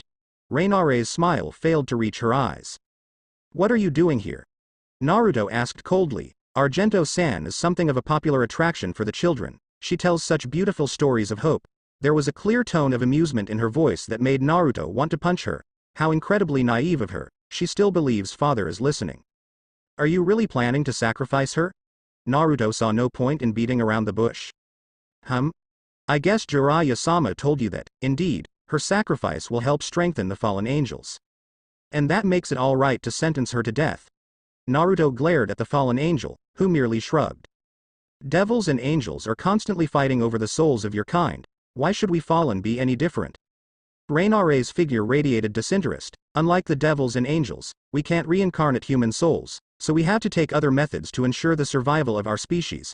I am sure a weakling such as yourself understands the need to make compromises to survive. Your hatred is a delightfully powerful feeling, but even you know to act on it would be death. There was a cruel smirk on her face. Do you delight in mocking me? Naruto grit his teeth angrily, fully aware of the current difference in their power levels. Yes, Rainier chuckled, you two are so alike, you know. She gestured to Asia lazily. You are both so painfully pure. You believe that there is good in other people. Both of you will learn that in this world you can only trust yourself unless you are very lucky, in which case you might find one person who might just be worth your loyalty. Oh? There's someone you look up to? Is it that trench coat weirdo? Donaseek? Hardly, he is merely another tool. There was a scoff from the fallen angel. No, Azazel-sama is the one I mean. Oh, the head of the fallen angels, right? Naruto frowned. He must be something then. I wouldn't be here if not for him, Rainier remarked bluntly, despite there being no real advantage for him doing so. Well, how do you know he doesn't have ulterior motives? I begrudgingly admit you are somewhat attractive. She lowered her head, her eyes hidden beneath the shadow cast by the nun's veil she was wearing. There exists not a soul who would wish to lay with one such as me. Well, I'll admit your personality is a bit of a turn-off, but I doubt it's a deal-breaker. Naruto frowned as he looked at the fallen angel. You speak too much. Rainier fixed him with an icy glare, and the blonde realized further questioning would achieve nothing, so he turned his attention to Asia. She was surrounded by young children who were listening in awe to her bright sermon. Several older people stood listening raptly as well, and the young nun's sermon went on for a few more minutes before Asia bowed and waved goodbye before running over to the pair, her face alight with happiness. Thank you for allowing me to come, Rainier-sama. She bowed her head. It is fine, Rainier remarked bluntly. Let us return to the church. Of course, it was nice to meet you again, Mr. Half-Angel. Asia smiled widely at Naruto. Wait. Naruto couldn't stay silent. You can't go back with her, she plans to sacrifice you. Yes, I know. Asia's response knocked all the wind out of his sails. What? And you are fine with that? To serve his angels, is there no greater joy? Asia replied. But you'll die. To live forever in his service, I, who was cast from the church, can be welcomed back into his flock with my actions. She grasped Naruto's hands. Do not weep for me, for I serve a greater cause. Naruto wanted to shake the girl and try to explain his point of view, but he was unable to even start to formulate a response and could only watch as the two figures walked out of the park. Damn it all, he cursed under his breath, sitting down on the bench and clenching his fists. Aw man. I missed her. A cheerful voice cut through the darkness in Naruto's head. Honestly, you'd have loved to meet her. She's so cute and is pretty much the perfect little sister type. Wait, it's Naruto. Hey Naruto. Issei walked into view, followed by Rias and Akeno, who kept a respectful distance. Not that Naruto noticed. Guess you were here scouting out the non-Imouto type for your harem, huh? She's real cutie, right? I just wanna hug her and have her call me Oni-chan. She let out a happy sigh. Dreams of a little sister filling her mind. Oh, hey Issei, Gremory-san, Hamejima-san, Naruto waved dejectedly. Are you sad because I haven't spoken to you all day? I am so sorry, but I've been super busy working at my new job. Issei finally picked up on Naruto's mood. New job? Naruto looked up as she handed him a flyer. All your wishes can be granted? He narrowed his eyes. Are you having to sell your body because of that fallen angel? Is that the cost of sparing you? Has she enslaved you too, Gremory-san? Issei blinked while Akeno merely smiled and Rias chuckled. Oh, it's not like that at all. Sea devils must answer wishes as a job. Apparently when I get a familiar, they'll do it for me when they can. Naruto blinked. Devil? Familiar. Sona-chan said you were surprisingly uninformed. Rias smiled. Yes, in order to save Issei I had to reincarnate her as a devil, as a member of my peerage. You saved Issei? Naruto grasped her hands. Thank you. Thank you for doing what I couldn't. He lowered his head in shame. Era. How bold. Seizing the club president's hands then directly staring at her breasts. Akeno covered her mouth in mock shock. Naruto opened his eyes and blushed red. I didn't mean to. He squeaked. Right. Rias smiled, feeling a soft burning in her cheeks. When he had held her hands and looked at her so passionately, she had thought he was going to confess to her. She was no stranger to confessions, but the sheer emotion in Naruto stirred her heart. Don't worry about Issei-chan. She will be able to reject any requests she is uncomfortable with. Recovering herself, Rias smiled widely to reassure Naruto. So, my virginity will be yours to take, Issei added helpfully. I imagine someone who enjoys being beat up like Uzumaki-san probably would want your virginity to be stolen before his eyes. Akeno tilted her head with a sly smile. It fits his apparent love of being utterly defeated. I don't have that sort of fetish, Naruto countered angrily. That's a relief. Issei let out a happy sigh. I don't think I could give my first time to just anyone. How long have you known Uzumaki-san? Akeno asked. A week. Issei beamed. But I know Naruto as a harem protag will take a bit of time before he actually makes a move. It's the for his character type. By then I am sure we will be madly in love with each other. But don't worry, I am happy to share him. I'll keep that in mind. Akeno smiled at Naruto, who felt years being shaved off his life. I owe you an apology, Uzumaki-san. Rias bowed her head, derailing the conversation. Bucko. Akeno blinked in surprise. When we came across Issei-chan, I was certain you were responsible or played a part. I am sorry. She lifted her head to look at Naruto and he could see genuine regret in her eyes. It's fine, Naruto sighed. I kind of suspected Hamejima-san of being a fallen angel manipulating Issei, so I am not exactly innocent in that regard. Fallen angel? Akeno had a strange look on her face. Yeah, you sort of feel like Rainer or Yuma, one of the two angels that attacked us. Naruto rubbed the back of his head. Really? They seem totally different to me. Akeno-san is a Oni-san type with slight sadistic undertones, whereas Yuma, there was a shadow of discomfort that flickered across Issei's face. I guess she's just bitch? Naruto suggested, earning a cough that could have been a hasty attempt to cover up a laugh from Rias. I just wonder what happened to make her like that. I mean, someone doesn't become so mean without a reason, right? Issei looked at Naruto. as if expecting him to have an answer. Before he could think of a response though, the Gremory heiress gave her own opinion. Some people are just like that. Rias shook her head, but you don't need to worry about her, she wouldn't dare make a move on you now. Uzumaki-san however. It'll be fine, he smiled reassuringly. I am not just going to be sat on my ass, waiting for stuff to go wrong. Oh? Some main character training montage? Issei's eyes sparkled, trying to unlock a secret power? Sort of. Naruto laughed. Well, while you're doing that, it'll work really hard. Issei waved the flyer again. Here, take one. When you need me, you can use your blood to summon me. And you'll appear right away? Naruto blinked. Well, no, I haven't learned that, so I'd have to get a bicycle and ride to your house, but I'd know exactly where you were. Issei grinned. So, no matter when, feel free to summon me. Together we can kick the ass of any problem that arrives with your main character training and my job training. I'll keep that in mind. Naruto nodded and waved goodbye as he left the bench. He paused as he walked, sensing unfriendly eyes on him, but the moment he looked around to try and spot whoever was responsible, the sensation left. Feeling unnerved, Naruto made a point to pick up his pace and headed back to Jiraiya's house. Ah! Issei let out a tired sigh as she laid down in the clubhouse for the occult club. Work is tiring. You did a good job today. Rias smiled softly as Kaneko walked over to Issei to offer her a slice of cake, which the girl accepted eagerly, although Kaneko had to dodge a clumsy hug attempt and politely decline Issei's offers to call her Oni-san. Still, I was kind of expecting at least one person to make some sort of eki request. Issei paused between bites of cake. I guess my view of people is just a little skewed. It's more that we are selective with who we give our flyers to. Rias smiled. Plus, when they see that you have a right to decline their requests, people tend to temper what they ask for. She adjusted the glasses that she was wearing as she worked. Issei had asked what she was doing, but Rias only responded with important devil documentation. When she wore the glasses, she looked like a sexy secretary, and Issei took a sly picture to send to Naruto.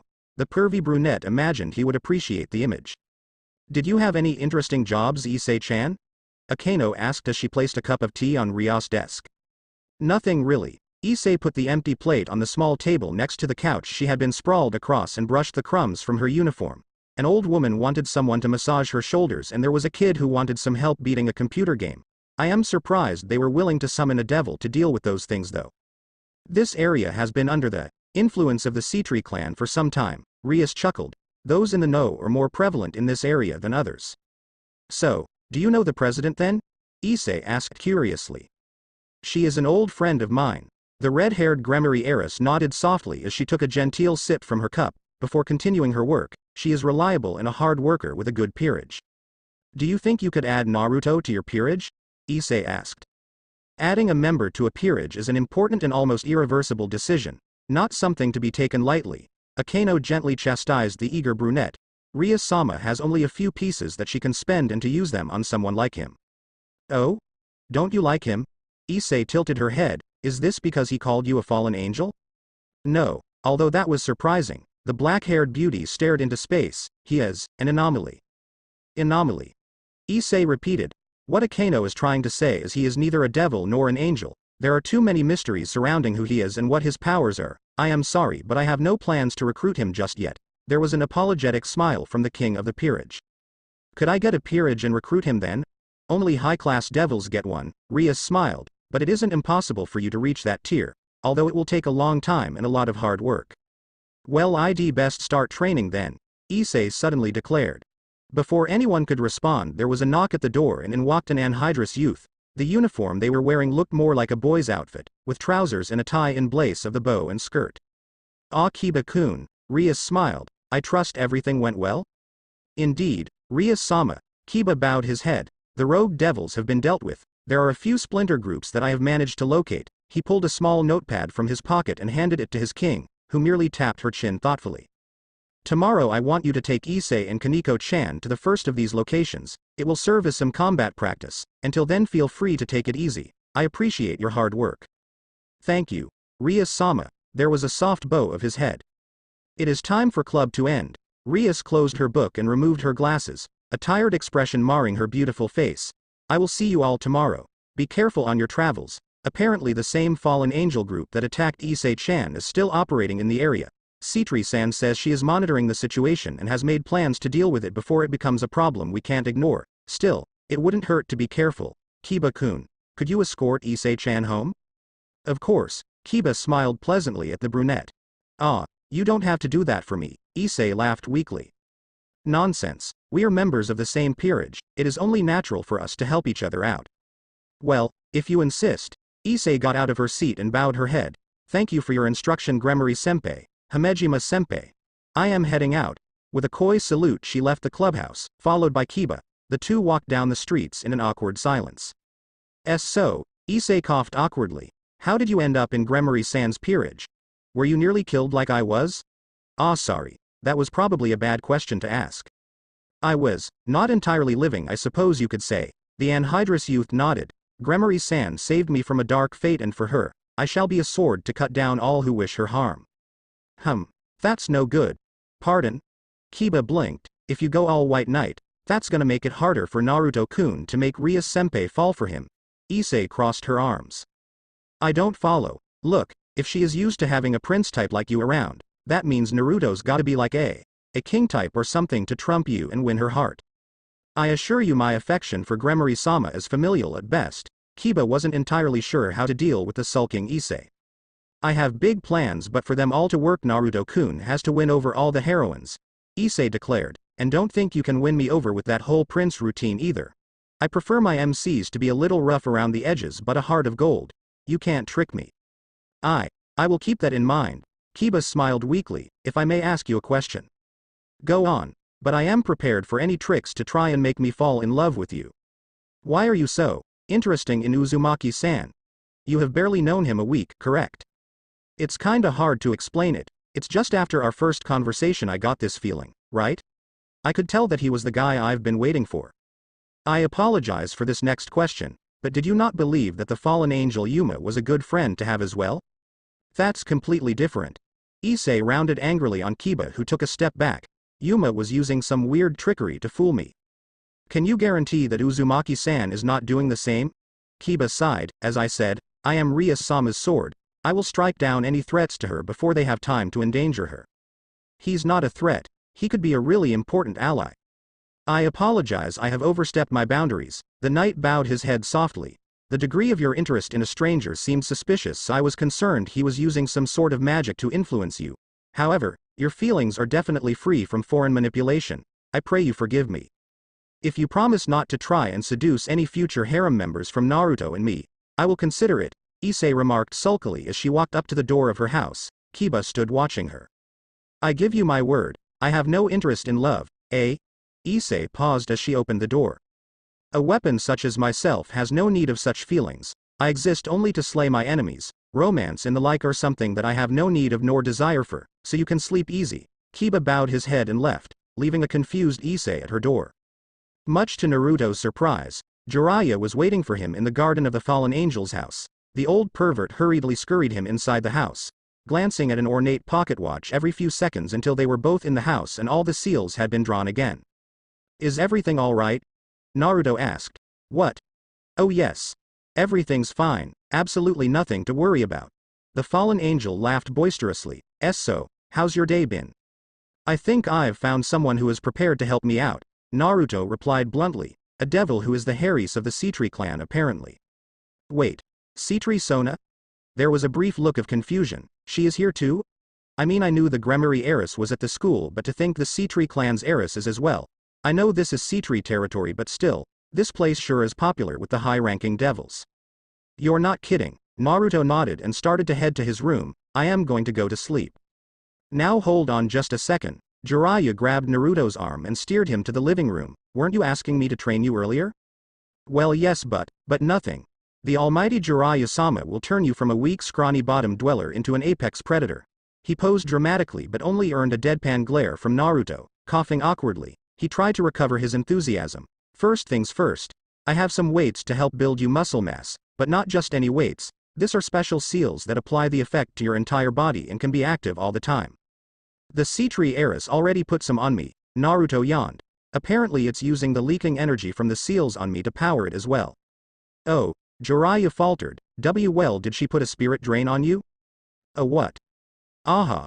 Jiraiya smirked. Well, much like your muscles, your spirit or magical powers also need training. A spirit drain constantly drains your magic and allows you to build up your magic muscles as it were, improving your ability to regenerate your magical energy. Admittedly, these are banned in the 3 factions, seeing if you screw up, they will kill you, but I totally know what I am doing. I watched an entire 2-hour PrayTube video on the subject. There's a few things I want to comment about with what you just said. Naruto rubbed his forehead tiredly.